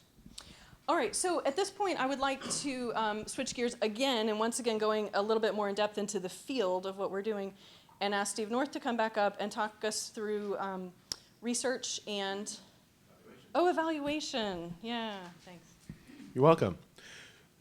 So I have to apologize that my introduction was a little off. I have vacation brain. I've been enjoying time in the Grand Canyon with my kids and flew in on Friday night, left yesterday morning to get up here. So I apologize if I babble. I'm going to try to be more concise. So one of the challenges that we face in telehealth in general, and more specifically in the use of telehealth in schools, is we don't have a great body of data saying, gosh, this works. This is wonderful. We feel it's good, but we have yet to get to the point where we say, this site, these trials demonstrate that using this for asthma control can be of great benefit and decrease emergency department utilization. That exists in the world of bricks and mortar school-based health centers. They've been around for 30 or 40 years. There's a tremendous body of literature. Right now, there are about 80 articles on school-based telehealth, and we have yet to sort of get to the point where we're doing multi-site research trials to evaluate, is what we're doing really impacting attendance? Are we really seeing kids who are chronically absent sort of attend school more frequently because there's a school-based telehealth presence there? Lots of anecdotes, but no hard data. So before we jump into that aspect of evaluation, I think that it's important that we consider, well, are we all playing on the same field? Are we all playing on I'm sorry if I'm in your way and you can't see. Are we all playing on a similar level? And several years ago, the School-Based Health Alliance brought together a group of programs that have been around for a while at that time. Programs in Rochester, New York, Dallas, Texas, our program, Medical University of South Carolina. There are about 17 programs represented. Some of the people may have been in the room, or who are here may have been in the room in Austin, Texas when we talked about this, and sort of talked about what are best practices for the use of telehealth in schools. And one of the keys was access for all students, regardless of their ability to pay. And I'll get back up on the soapbox that Amanda got on, but I am very concerned about the emergence of some for-profit entities going into schools, signing up kids where their parents can swipe the credit card. There's a program based in Florida that is doing this in daycare centers, that for a monthly fee, your child now has access. But those kids in the daycare center who don't have the monthly fee and can't afford it, you don't have access. That's not going to improve educational outcomes. That's not going to help us with the health of all of our kids, especially those who have the greatest barriers to access. You need to be integrated within the school. Don't just come in from outside. This is the relationship building. We're there as guests of the school system. After hours contact availability is essential. One of the big complaints about the 24/7 virtual docs is there's nobody to follow up with when 2 days later the amoxicillin rash comes out after they've treated otitis media without looking at the eardrums. But yeah. And you need to send information back to the identified patient-centered medical home. I think that's a topic to discuss a little bit later, is the patient-centered medical home and it's how that interplays with school-based telehealth. Train your presenters. There was a situation in Sacramento, California, where social workers were being asked to present kids with otitis media to a for-profit company, and it did not go well for the school district or the company, and burned bridges with the school nurses because they felt they had been left out of that conversation. But it's essential to remember that presenter's under the direction of the provider. And so I'm able to guide that presenter through and say, place the stethoscope here, place it here, turn the child around, place it in the upper left, upper right, and see that. So that does it have to be an RN? What is your program comfortable with? Have backup plans. What happens when the equipment doesn't work? Every school has an emergency policy. You know, when the kid falls and breaks their arm on the playground on the jungle gym, really probably school-based telemedicine is not going to offer a whole lot at that point. Call EMS, call the parents. And also be part of helping connect kids to care. Don't just be there for episodic care, but help them get into a relationship with a primary care provider, and especially for well child checks and EPSDT visits. Best practices for equipment: you got to have private space, you need a secure connection, you need the ability to see or hear what you're treating, and train your presenters on troubleshooting. All of those things are very important. So when we talk about that, if we set a base ground with some standards of where we're beginning, we can then move into thinking about, well, why are we evaluating programs, and what should we be measuring? Should we be measuring hemoglobin A1Cs in a school population where there are 5 diabetics? Is that really a value for us? So first, thinking about health outcomes. Are we looking at a disease management type intervention? And are we looking at screening rates? As you're partnering with payers, one of the things that they're being evaluated on is, are they screening for BMI? Are they screening for pediatric hypertension? Are they doing a PHQ-2 or a PHQ-A on every child who comes through on an annual basis? And so how do you get this? Now, these are in the app, Tracy? I know, but I really love this one. Okay, great. Got it. Are we looking at attendance? Evaluating attendance is really difficult because school systems aren't often willing to share that data, either in aggregate or on an individual basis. This is a challenge we've run into in our health system, or in our program. And it's often highly protected by FERPA and state laws around sharing that data. What's the impact on families? Time away from work, does it improve the quality of life for that family because they can be seen at school? And how do you measure that effectively? Are there downstream impacts for well child checks? So if you're working within the context of a health system and you're seeing kids acutely at school, are you generating more downstream revenues for our health system? My health system that I work for measures the referrals that I make as a family doc, because I have a day job at a rural health center, internally and externally. So what percentage of my cardiology referrals are going into our cardiology practices that our health system owns versus who's going elsewhere? Well, in rural Appalachia, there's really only one health system with cardiologists, so it's not a big deal. But that's a way to demonstrate that a return on investment. And so are we really creating revenue? Who are your collaborators? So how do you measure collaboration? How do you measure your engagement with the community? And then finally, how do you measure patient satisfaction and parent satisfaction? And these are some of the tools that we want to share through the Center of Excellence for Telehealth to help with this evaluation. There's great data out there from one institution. It's University of Rochester. And Ken McConney, he's a data genius. I don't know how many people have met Ken over the years.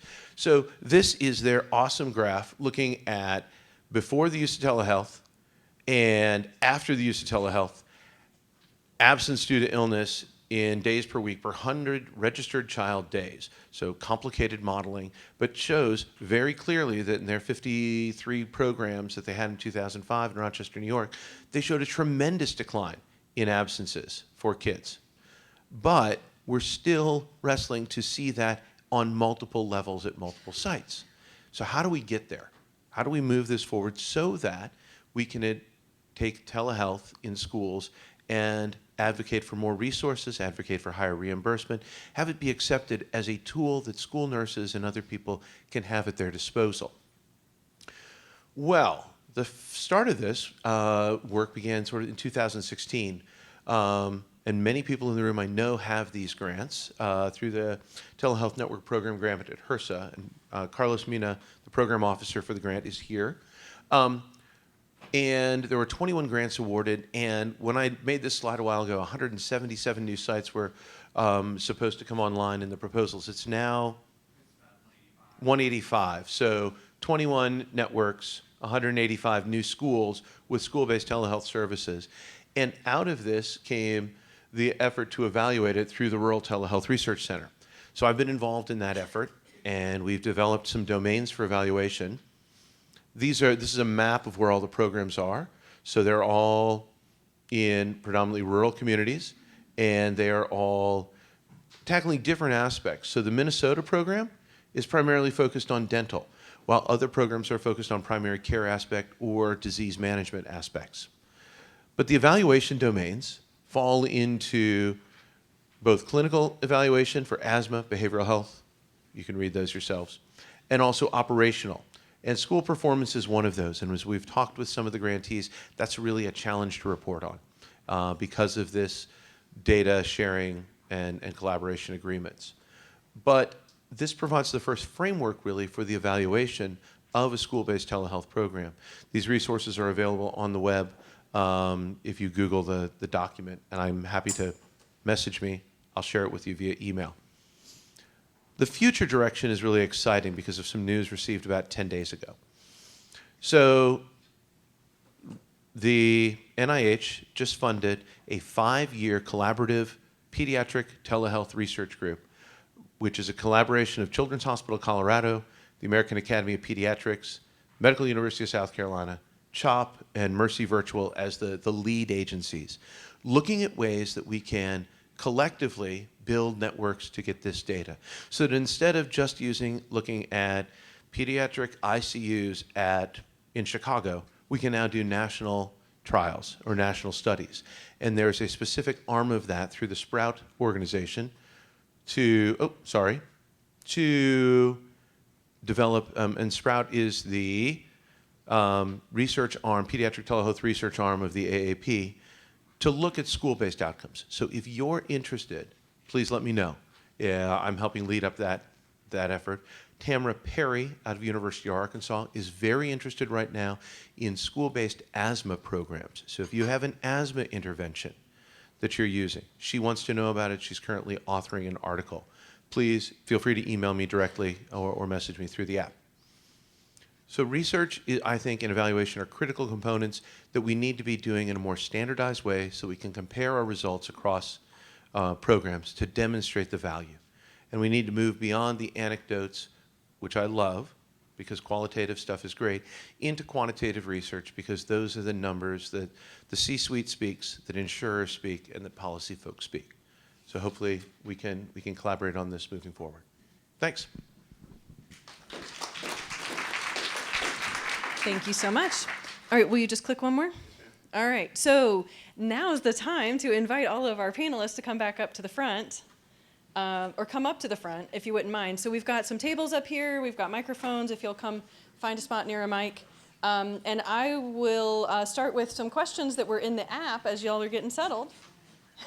Sorry. And of course, if you have a question that you want to ask, you can raise your hand and I'll bring you a mic. That would be just fine too. So I made a slide that has everybody's name on it in case you need to direct your question to a specific person, but it would be too complicated to actually make everyone sit in that order, so you can just wing it. But the names are up there in case that's helpful to you. I wasn't sure how else to share that. So y'all, if it's okay, I'm going to ask a question, and you can just say, hey, I want to chime in on that. Does that work? Okay. Mm-hmm. All right. So the one that got is kind of at the top of the heap here on the app is about HIPAA and FERPA. How is it addressed for these programs, and is there just one broad consent? And certainly I could answer that question, but I'd love to hear from one of y'all. Who wants to go first? HIPAA, FERPA? Well, I'll start. Okay, I'm on the end. thank I'll you. start. So we have one consent form that we do for all the school-based. We're only right now in Tennessee, so we haven't ventured into Virginia yet. But the consent form follows all the requirements that for the state of Tennessee that we have to have in person. We have them sign that at the beginning of the school year when they fill out their paperwork, and we keep it on as a record in their medical records throughout the year. Okay. Tanya, would you take a crack at that? 'Cause I know- Yes, we've whittled our consent form down from probably 4 or 5 pages to 2, front and back. And HIPAA and FERPA is addressed kind of at the bottom of that, so the parent signs one consent, so that covers communication both ways, from me to the nurse to me. There are some things in the school record that's still private, but at least that nurse can tell me if they are, if they've missed a lot of school, if they're in trouble or anything like that. But really, while we're on consent forms, I think that's one of our best practices is we have started putting those consent forms in with the school health forms. So we've had a better return rate with those because they're filling out all the papers for the school nurse anyway. Those are similar, and then it all just comes back at one time. I can answer that one as well. For our counseling-based services, the students and the families consent to counseling services. The first level of that would be in their IEP or their 504 plan. And then from there, when they're referred to us for services, we don't do a general consent. It's per child or as we receive the referral. And it really depends on the service they're getting. So I have a lawyer who's specializes in telehealth, though she's helped me to write that specifically for the guidelines within Pennsylvania. It also meets the guidelines of my license and what I have to be able to do as a licensed professional counselor and the things that we need as far as consent for that particular client, as well as group counseling. So we have layers of that that families sign. And we are able to communicate with the school for legitimate educational interest. However, anybody outside of the school setting or the I'm not sure about for you guys, but mental health law in Pennsylvania is 14. But if you're in a school, the parent still has the rights. So the age of the consent changes a little bit based on the service that you're providing. So we may even sometimes need to have a consent to speak with some of the other guardians that are providing support to that child within the home as well. And we also have 2 agreements, actually. So we have the legal consent form that the parents sign to enroll their child, but we also have an agreement between our health system and the school district as well. So we make sure both of those cover HIPAA and FERPA. There's a follow-up question that's sort of related. Let me step away from the speaker because that just got really weird in my ear. Asking what type of consent do parents have to provide for students to access services? Is a broad consent given at the beginning of the school year? Mm-hmm. And of course that was alluded to. And I'm not sure what everyone else's process is, but I know that in the Healthy Schools program that Tanya's the provider for, we have that written consent at the beginning of the year, but also on the day of, at the moment, the school nurse primarily is trying to get a verbal consent from the parent guardian then. And part of the reason for that is because it's the right thing to do. Part of the reason is because it's palatable to the school nurses then, and to the principals and other people who have a say. And the other reason is because Timmy may very well have an appointment scheduled for 3:15 this afternoon, and his mommy knows about it, but he doesn't. So then our service would be redundant, a waste of resources. So certainly getting that parent to say, yeah, that would be great, is a good idea. Although I believe that that is our policy and not a legal mandate. Would you agree? Yeah. I would add one thing to that, in that we had a funny story about one of the parents at a PTA meeting where we were talking about our services, and she said, I'm really very interested in this. She said, but my child, she said, I need to know about it, because at a $20 copay, if my child goes over there every time she has a headache without my consent, I'm going to be paying $100 a week for my daughter, who will say, I have a headache, I need to go to the nurse, which is, so that is one of the things that we just try to let the parents know, that no, it is with their consent, that we don't see the children without letting them know. So I'm going to jump in and cause trouble and put a caveat on that. In the world of sort of adolescence, there are those things that are federally protected. And that is anything dealing with sexual and reproductive health, mental health issues, and substance abuse issues. Some of the laws vary state by state about, does the parent need to be informed about beginning a new medication for behavioral health issues? Does the parent need to be informed about issues around admission to a psychiatric facility, like a 17-year-old consent to be admitted for a voluntary commitment? But so bringing that back to our context, that consent for service gets sort of set aside if the child advocates and wants to come and be seen because of their depression, or wants to come and be seen because of their reproductive health issues. Now, in North Carolina, it is illegal to dispense contraceptives on a school campus. However, one of the side effects of using oral contraceptives for the treatment of amenorrhea is that if used appropriately 99% of the time in unprotected intercourse, the female will not become pregnant. But that's a side effect, and I have to let the young woman know that. Anyway, took a little bit of time, didn't it? Yeah. But you're technology people, not so much adolescent health people. So I think that that's something for each program to consider individually. And how do we find out in our states? Guttmacher, the Guttmacher Institute, guttmacher.org. For real? That's what it's called? Honestly, what? It's the name of a person. Yeah, it's the name of a person. Okay. But yeah, guttmacher.org is the place to go for confidentiality and reproductive health information on a state-by-state level. Very similar to Center for Connected Health Policy, but all about sex. And so I would say arguably that becomes something that you're referring, school nurses, for example, need to be really well versed in, of what specifically applies in their state, in case they don't already know, so that they don't get in the way or misstep. Right, or don't become a sort of overly protective gatekeeper. Yeah. And school counselors are important people to work with in that context as well. And I think that probably goes to some of the policies that you have. So when you're sitting out and deciding what it is that your services you're going to provide, you need to lay out and be very specific about what you're willing to do and what you're not willing to do. So, and have that as part of the MOU agreements with the schools up front. That's a good point.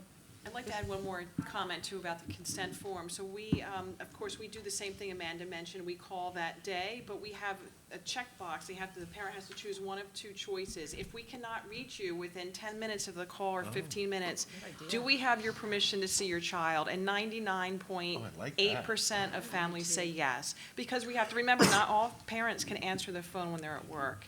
So we've found that that's been really helpful. That's a good one. I hadn't thought about that. But. Yep. I would disagree with being very specific on what you're going to provide and what you're not going to provide, at least in our situation that I've worked in, because I'm not saying that you should say everything you're going to do, but there are things that are related to health, regardless of what part of the body it pertains to. Sort of like what you said, Steve. Yeah. I just think that it's, in some situations, family planning is offered at the high schools, and if you're an FQHC, you have to let them get that regardless of whether the parent knows or not. Most of Well- the time, the parents know, but not every site provides that. I'm well aware of. But So, sort of a corollary to that is, often when we're consulting with a new program or a potential startup, like, well, could you send us a list of diagnoses that you treat? Yes. No. We're not going to send that because, do you want me to send you a list of every skin rash I may see? And do I have to say that I forgot to put on, seborrheic keratoses and therefore I can't treat that? But more importantly, if a school nurse has that list at hand, you're asking that person to take on the role of diagnosing, right? They can tell you what they suspect, but you don't want to ask a school nurse or another presenter to say, well, the ear pain is or is not otitis media versus a popcorn kernel. Yeah. Or, I'm sorry, Tanya, cockroach. Oh, let me hand you the mic. Thank you. I just want to ask a follow-up question about the consent forms. And I've asked this before, but I think it varies from program to program. So if a child comes into school at the kindergarten level or starts school and you get the parent to sign that consent form, is that form good for the next year and the next year and the next year until the child graduates from that school, or do you have to get the parent to re-sign that form every year? In my situation in Philadelphia, I think it depends on your legal team. So we tried to push that, hey, why don't we make this good for a couple of years? And our legal team said absolutely not. So this is our hospital legal team. Yeah. I think it's a good idea to do it because you get updated insurance information, things like that. Yeah, our legal folks at times have questioned why we don't have them do it every time. As opposed to, not from a school-based setting, but from outside the school base, they've argued, well, we need to have them sign a consent form. My argument to them was, if a patient comes in and has a signed consent form for treatment, we're not going to have them redo that every time they come in to get treated. So TELA should not be any different in that particular case. So we're just changing the modality of how we're providing the service. And so we shouldn't make it something separate than what we do for our in-person patients. So why then every year? We do it just because caregivers can change on the child. As was mentioned before, just updating demographics. I mean, mom and dad could have been the one person that signed it last year. Grandparents are now have custody the next year. So we need to make sure that we're consistent and we know exactly who it is that's responsible for that child, and that's why one of the reasons why we're asking it to be signed every year. I think the other thing you have to think about, when you think from the educational perspective, everything is new every year with paperwork with the education. And so it follows that when you have your school-based health centers, that's sometimes new too. I think that's the other thing. And the other thing I wanted to say about like the school nurse program is that is a passive consent, but they can actively opt out. And so it's a little different. But then when we do behavioral health, it is the FERPA HIPAA. Hey, Al, how are you handling consent? Because you have a little different scope of practice.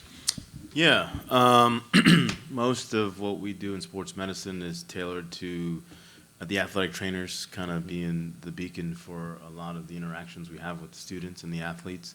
And at the beginning of the year, as you know, a lot of athletes get their pre-participation physicals and they fill out a tremendous amount of paperwork at the schools with the athletic trainers.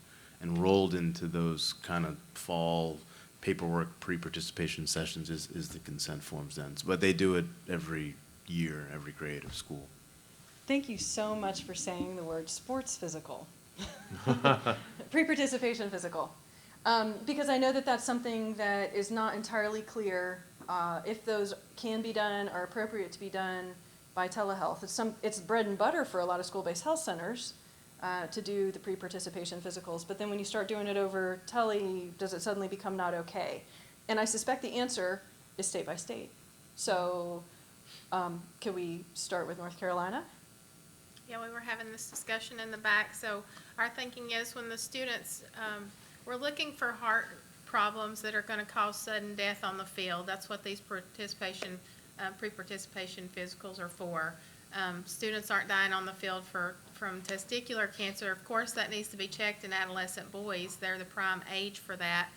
But that can be done at a well child exam, which we are clear to say that this form physical does not replace their well child exam. So on our North Carolina forms, abdomen and genitalia is not required. So I just say NA on both of those. If they're having testicular pain when I ask about that, or bulging or anything like that, that may be a hernia, then I just don't complete that physical. They have to go be seen in person. Anywhere else doing these yet? Is that coming up for y'all in Tennessee? It's been requested, but we've actually talked about, as we're having our nurse practitioners go on site, having her be on site to do those instead of doing it via tele, to make sure that we are covering every basis that we need to. There are limits on tele. We all know that there's limits. Tele's not the end-all be-all for everything. So I think there's limits, and we think that might be one of the limiting factors. But we want to be able to incorporate it in our school-based program just when she's on site, doing site visits that way. That makes a lot of sense. And if you're still crafting your program, that may be something to keep in mind, is that having the ability of the provider to be in person, at least occasionally scheduled for those sorts of things, makes a lot of sense. Who was saying it's virtually impossible to be in the right place at the right time if you're trying to bounce around between a lot of sites? Inevitably, the kids will be sick at the other school the other day. But you can probably schedule sports physicals. You know when wrestling season starts, and you'd be there 3 days before, and you're set, right? Right. Okay. Any more on sports physicals? Okay. I wanted to turn the corner a little bit. This is kind of a fun question. This is when we were talking about building relationships with those school nurses who are the gatekeepers for referrals into the Healthy Schools program, and certainly into some of y'all's other programs as well. How do you navigate the waters around undue influence or, paying for referrals, which apparently is one of those bad things you're not supposed to do? Yeah, we Yeah. don't want to start conversation. No, let's not do Stark. Nope. So anybody want to address that one? I like this one, if I can start. That's one of the things in my presentation. I am trying to figure out why some nurses will present every day and some never present. And I have tried everything. We've sent gift cards in some counties for the biggest presenter. We've done newsletters and kind of tried to pump up that nurse that's got the most visits, but no, those things don't seem to work anyway. If they did, we'd try it more, but they just don't. So I honestly don't know what the big thing is that would cause them to present more. Yes? One of the School biggest nurse. barriers that we have are our principals. The principals are the barrier? Principals, if they are not on board and they are not supportive, it doesn't matter what the nurse is doing, it starts right there. Our superintendent in our county is very supportive, but there's hesitation in some schools from the principals. And there are some school nurses that are hesitant as well, because they think you're trying to take their job. Oh, yes. Oh, yeah. Oh, yeah.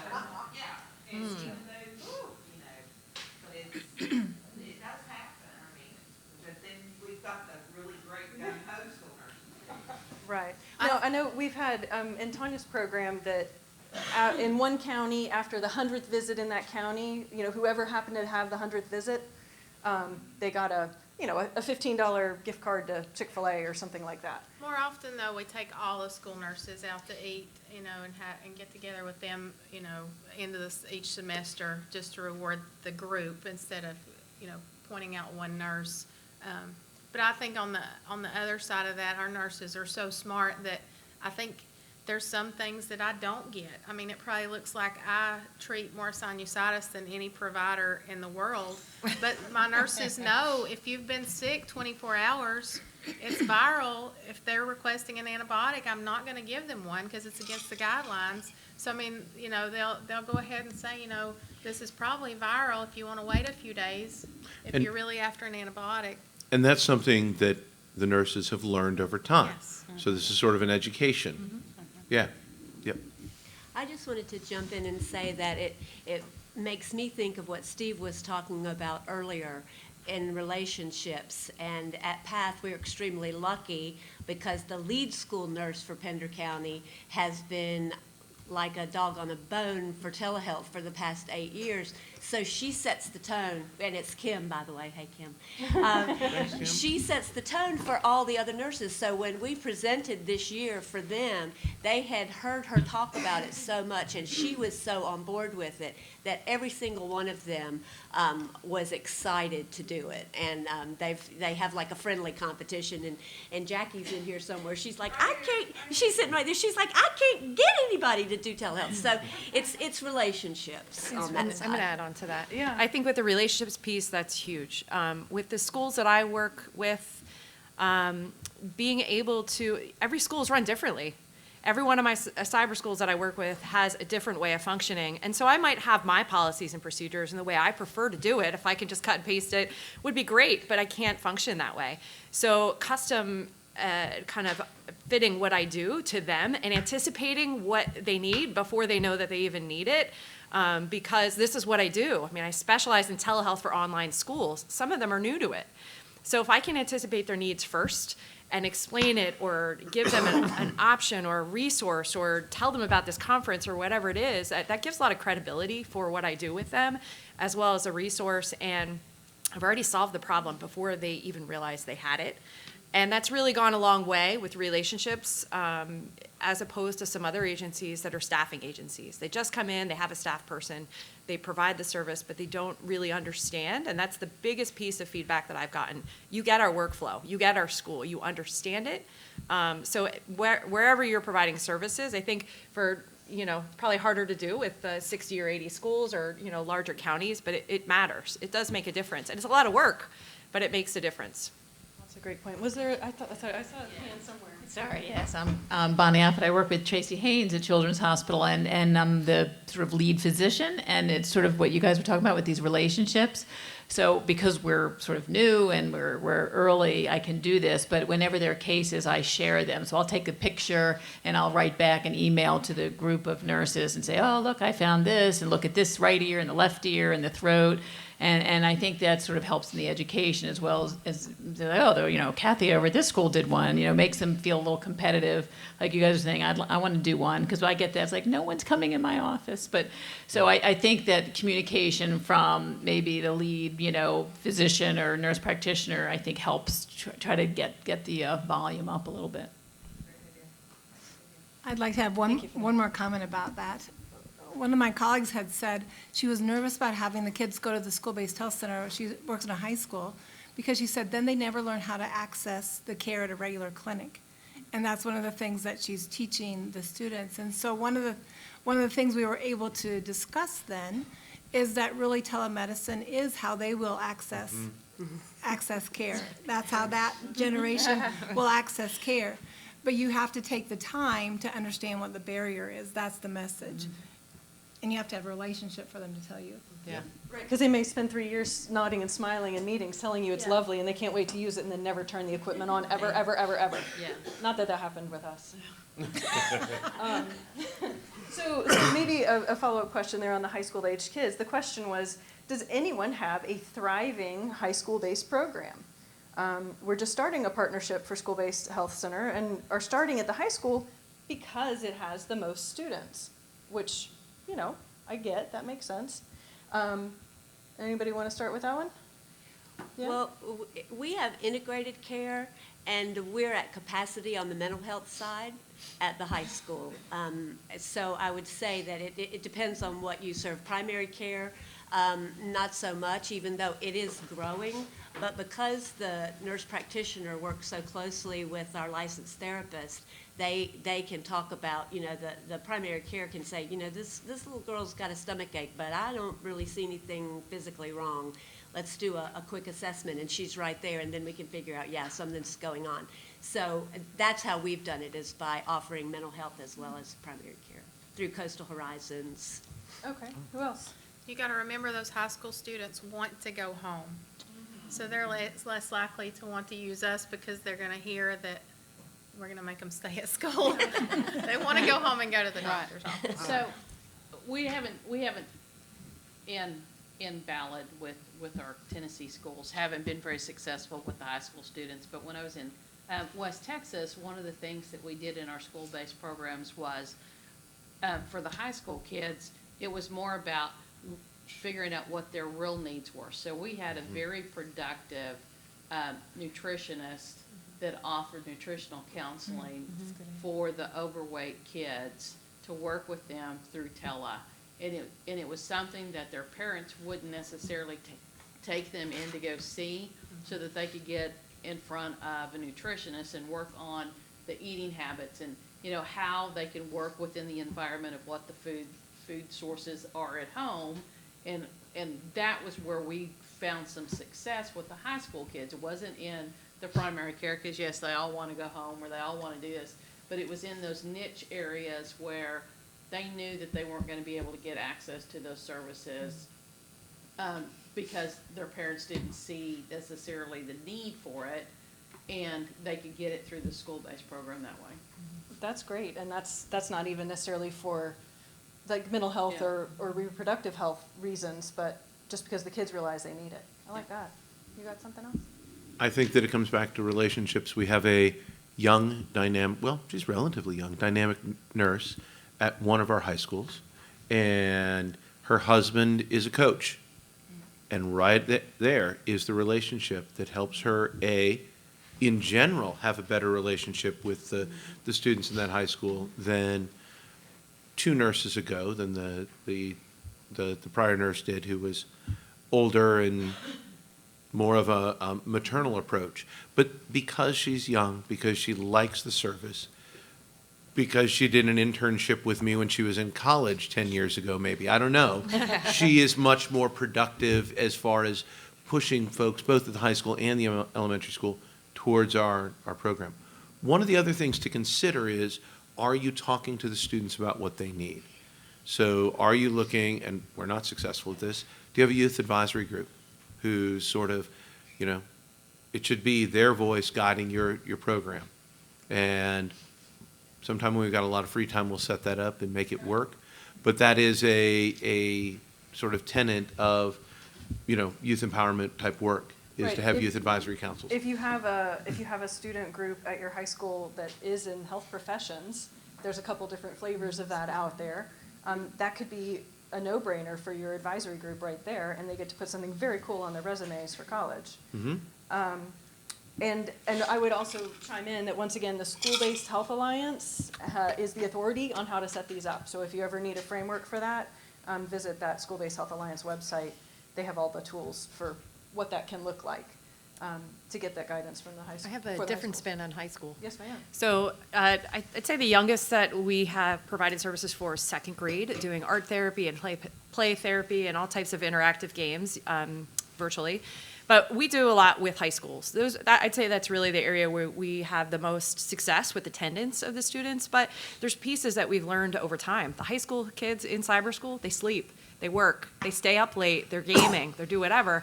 Waking up late in the morning, they have the ability to do their academics whenever they want. They can choose to go to a live lesson, or they can choose to go to a recorded lesson. There are kids that are athletes that, or travel. So, looking at the particular student, I pushed back all the sessions for the high school kids after 2 because they will come. They're asleep earlier in the day. They won't come. So, all of the things, there's so many different things to look at in terms of what is going to help them be successful based on what your program model looks like. And obviously each one of us have a different model, but. you Right, know. no, that's really helpful. That's a good point. I love the after 2 o'clock. Yeah, I mean, have two because they won't teenagers at show home, up. so- Now, the young kids that we have in middle school, mom and dad are sitting right there with them. You know, I have an autistic student who's in 5th grade, and mom and dad are right there. So if I have an appointment with them in between classes at 9 o'clock, mom and dad will make sure they're there. Sometimes the high school kids are, you know, they're on their own agenda, and they don't have that accountability, or they're just on a different schedule than the rest of us. So. Thank you. So, completely different direction now. This is the fun of having the questions come in on the app, is they don't necessarily feed off of each other. One of the, Steve mentioned this earlier about sort of best practices, and it's absolutely my other soapbox right after the one about can you do that. And this one is about how you communicate with the primary care provider for your patients. And my experience with sort of the Walgreens or CVS walk-in clinic, and also the 1-800 telehealth providers that are strictly over your phone or maybe an app, is that they will make your encounter note available to you, and then you may share it with your primary care provider if you would like to. And I'm sure that some people do. Sure they do. But I suspect that more likely they probably don't. And so our policy from the beginning has always been that our encounter notes are completed promptly, Steve, and then sent to the primary care provider on file. What? I have to leave now. Oh, yeah, you have homework. He can't be at the reception tonight because he has charts to complete. But that's always been our policy for our program, is that we are always going to send it to whoever their PCP is. And then guess what? Here's the really cool part. If neither the child nor their family can identify a primary care doctor, we have these nice program directors and clinic coordinators who are the boots on the ground in our communities who will help them find one. Because sometimes they're new to town. Sometimes they don't have Medicaid set up yet. Sometimes they've run up a tab at every provider's office in the county and no one will see them until it's paid down. There's all kinds of reasons why people aren't established, or they totally had a kindergarten physical. They don't have to go back to the doctor till they're 13, so why should they? So we work really hard to come up with all the connectors there. And so, like I said, that's one of my soapboxes. So now I would dare any of my panelists, sorry, I didn't mean to set you up like this, to tell me if you do it a different way. So I can jump all over you. Sorry about that. I didn't really mean to line it up that way. But how do you... Are you sure this question's on the list, or is this your question? It's totally on here. The question, after all of that preamble, so that I could pre-answer the question, how do you involve the medical home? So we, at the end of the appointment, nurse practitioner writes her notes. A note gets sent home with the child to their parent if they weren't able to be part of it, but even if they were, so that they've got the written note. But it automatically goes to whoever the PCP is on record. So you send a printed copy, like in the backpack in an envelope? Yes. Awesome. Okay. So is what we've chosen to do, so the parents that weren't able to be there for the visit or call in for the visit know exactly what the recommendation was. But that also goes to the primary care provider. Electronically. Electronically. So Fax. if, fax mostly. Once we got on one EHR system throughout our region, then that'll be better. But in addition to that, if they don't have, if they're not on TennCare or things like that, then we do work with them to try to help the parents get the kids enrolled in TennCare. And, so we kind of use that as another mechanism. If they don't have a PCP, that's why we send it home to the parent, and then try to help encourage them to find something. See, that was a perfect answer. That was beautiful. Thank you, Debbie. This doesn't really relate to me in the same type of way, but if we do need to communicate with any of professionals outside of school-based, we will have releases signed, but we don't really release records. I mean, they're educational records, so they would come directly from the school rather than coming from us. And we do provide limited information to the school because really it goes into, I said my husband's a teacher. I can submit a report. He's a social studies teacher. He can get in and read it. So I'm very particular about what my staff put in their reports. I'm usually actually telling them to take information out because this is an educational document, and then we keep our sole possession records separate than that. So we have to be very aware of who it's going to and who has access to it. And you just communicate with the PCP as needed? As needed, right. But And that rarely. doesn't happen as often because usually we're communicating with an outside clinician that they may have or family-based services or something like that. So it's usually not the primary care physician we're going to, it's other behavioral health providers within their community. Okay. Tanya, do you have anything to add to my rant?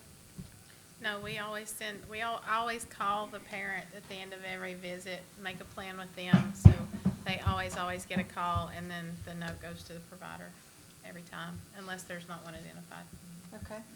We refer to the provider. You refer to the provider, yeah, right, because you're the school nursing program, so, okay. What we do a lot in sports medicine is a little bit different because the information may not be so pertinent or interesting to the pediatrician for the patient, but we use Epic at our hospital, and all of our new notes are routed to the patient's primary care doctor. So if I'm evaluating a patient with the athletic trainer, and that's a known patient to our system, and I document in Epic, that also goes to the primary care provider. But a lot of these kids are not in our hospital system, and they're just athletes that get hurt, and in those situations, it's the athletic trainers that communicate with the pediatricians. Okay. Similar to Al, we use our electronic health record, Epic, to communication manager to send to a note to the PCP. But I mentioned earlier in my presentation, we upload this information up front. So one of our 4 or 5 pages is we collect the PCP and we enter it in Epic if it's not already there. I will say we do send letters home in kids' backpacks as well. The older the child gets, the more that backpack becomes a black hole, and mom and dad never see that. Agreed. Steve, do you have anything to add? No. Okay. Sandy? Okay. All righty. I haven't looked up in a while. Are there more questions pending out here, or are we okay? I'll go back to the app. Okay, I'll go back to the app. So this is, this one's kind of long.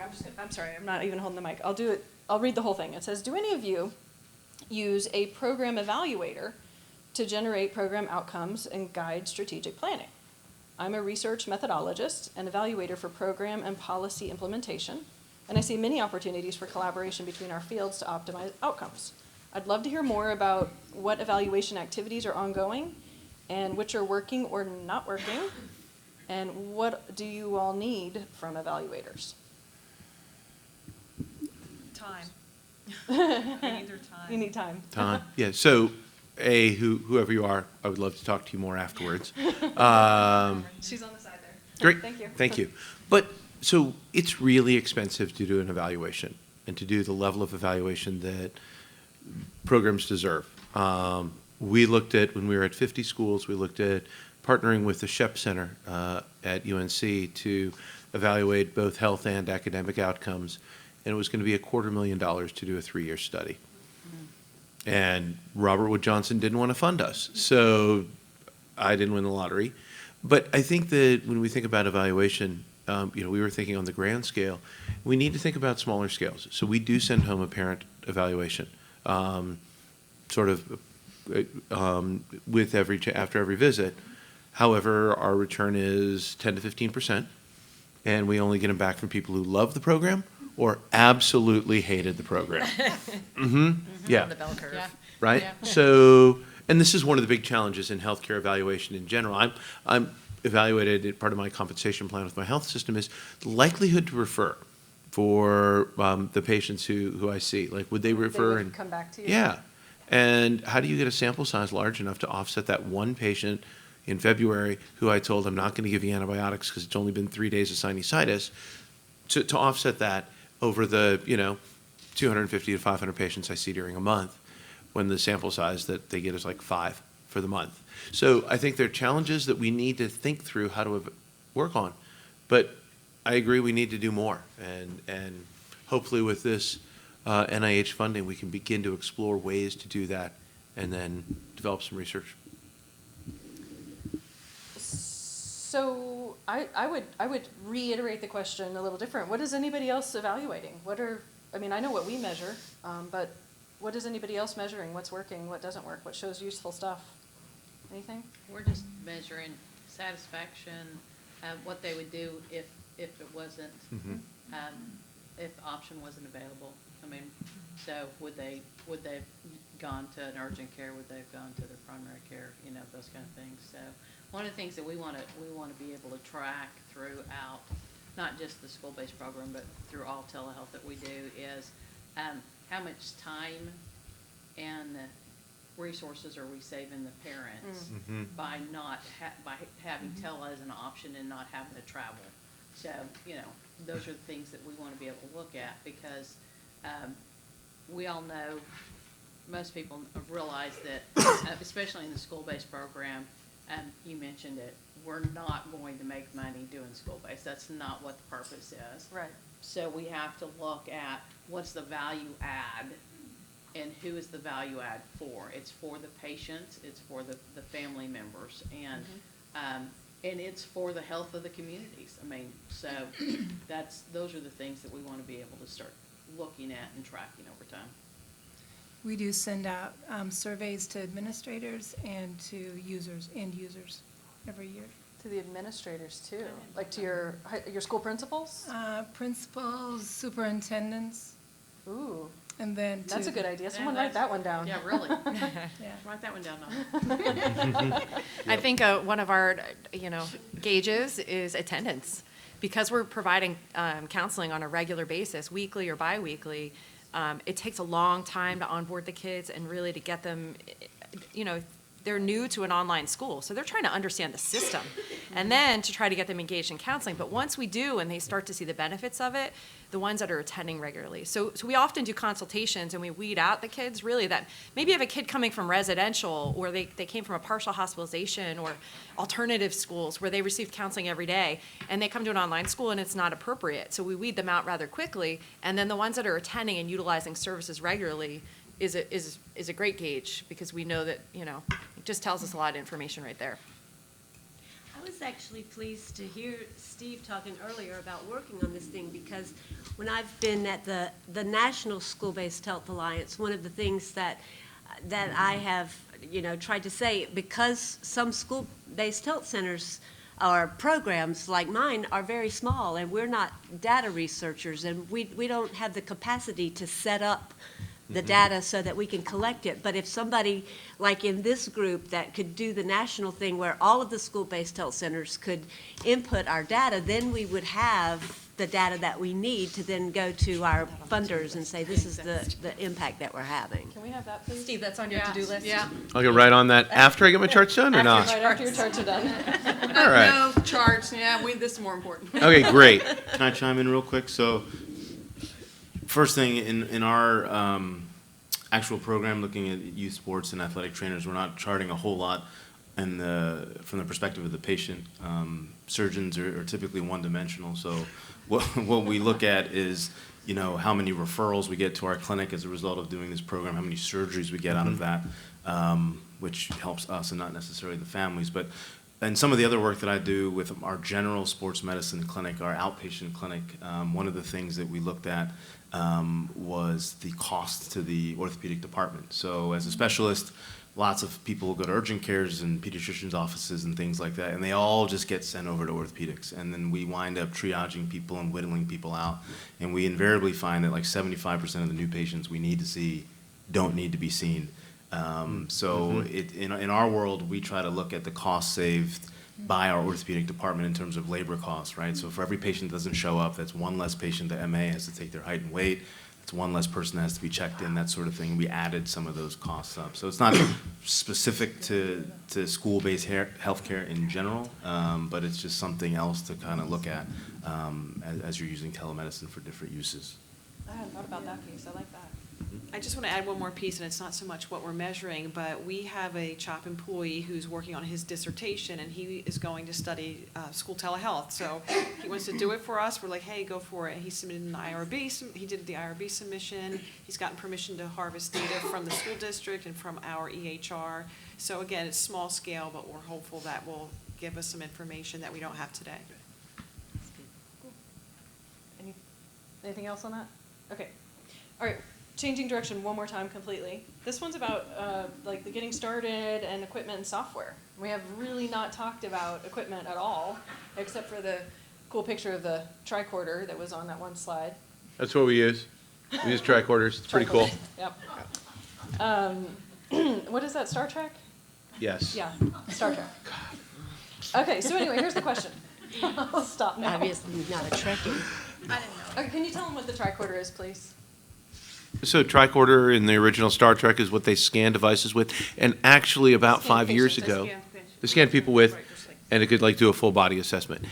Actually, 5 years ago, there was a entrepreneur in the Chicago area who was indicted by the feds for trying to market a tricorder that did not work. And so that picture is actually from the case law that resulted in that.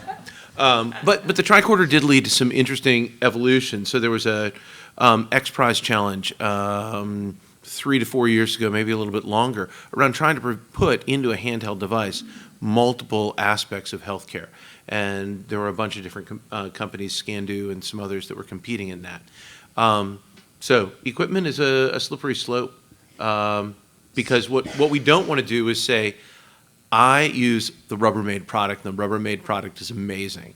But I think that it's how do you select the equipment that's really important, and more importantly, how do you get the support for that equipment long term? So we are on our third or fourth, depending upon how you count, fourth evolution of technology. We started out in 2011 with some TMS servers. Anybody need some old TMS servers? We've got those available. They were about $100,000 each. Free to a good home. And giant flat screen TVs and sort of a cobbled together telehealth solution.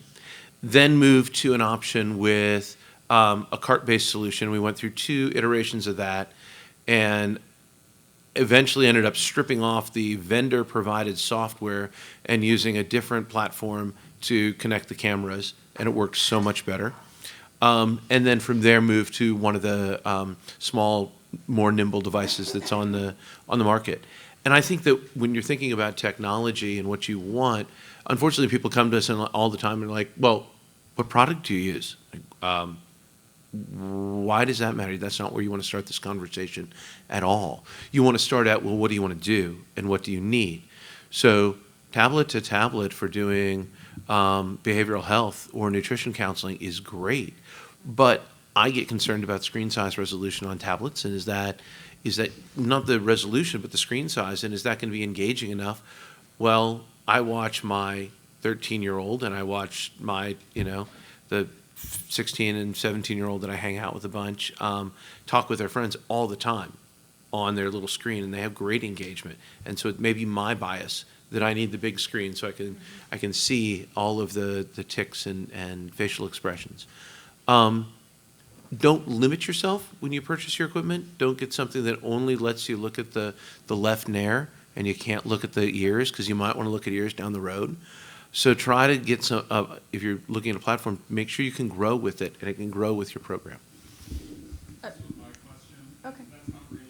Oh, Oh, yeah, okay. I haven't actually gotten to read the question yet. Oh, so- sorry. So when you're talking about school-based telehealth, I don't want to put in 50 schools $25,000 cards. Right. Right. So how do you start Okay. a school-based program?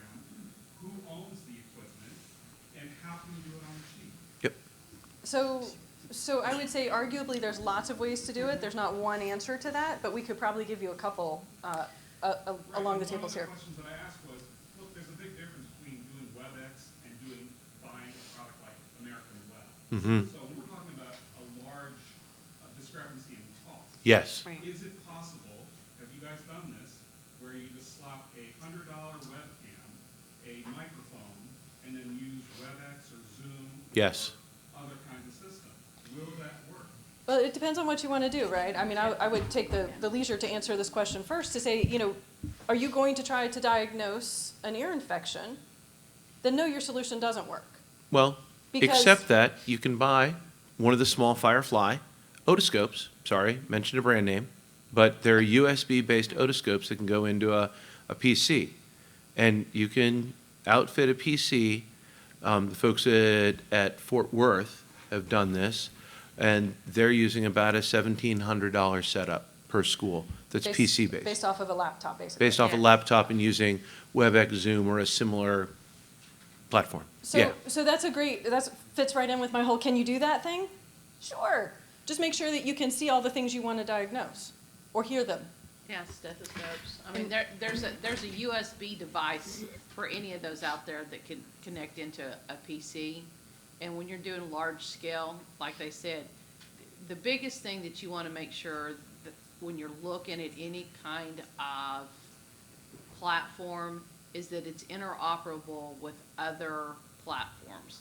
You don't want to go with somebody that's proprietary, because expansion out, being able to other programs is limited that way. So you really want to make sure that you can have A and B taught together if they're not part of your network per se. That will allow you to expand out and bring your PCPs in, your behavioral health people in, Right. that might not be part of your program, but you have a technology that will allow all of that to happen. So that's to me, that's key when you're looking at something. You can use the web cameras and the Zooms and the things like that, as long as you have a HIPAA compliant application, software application.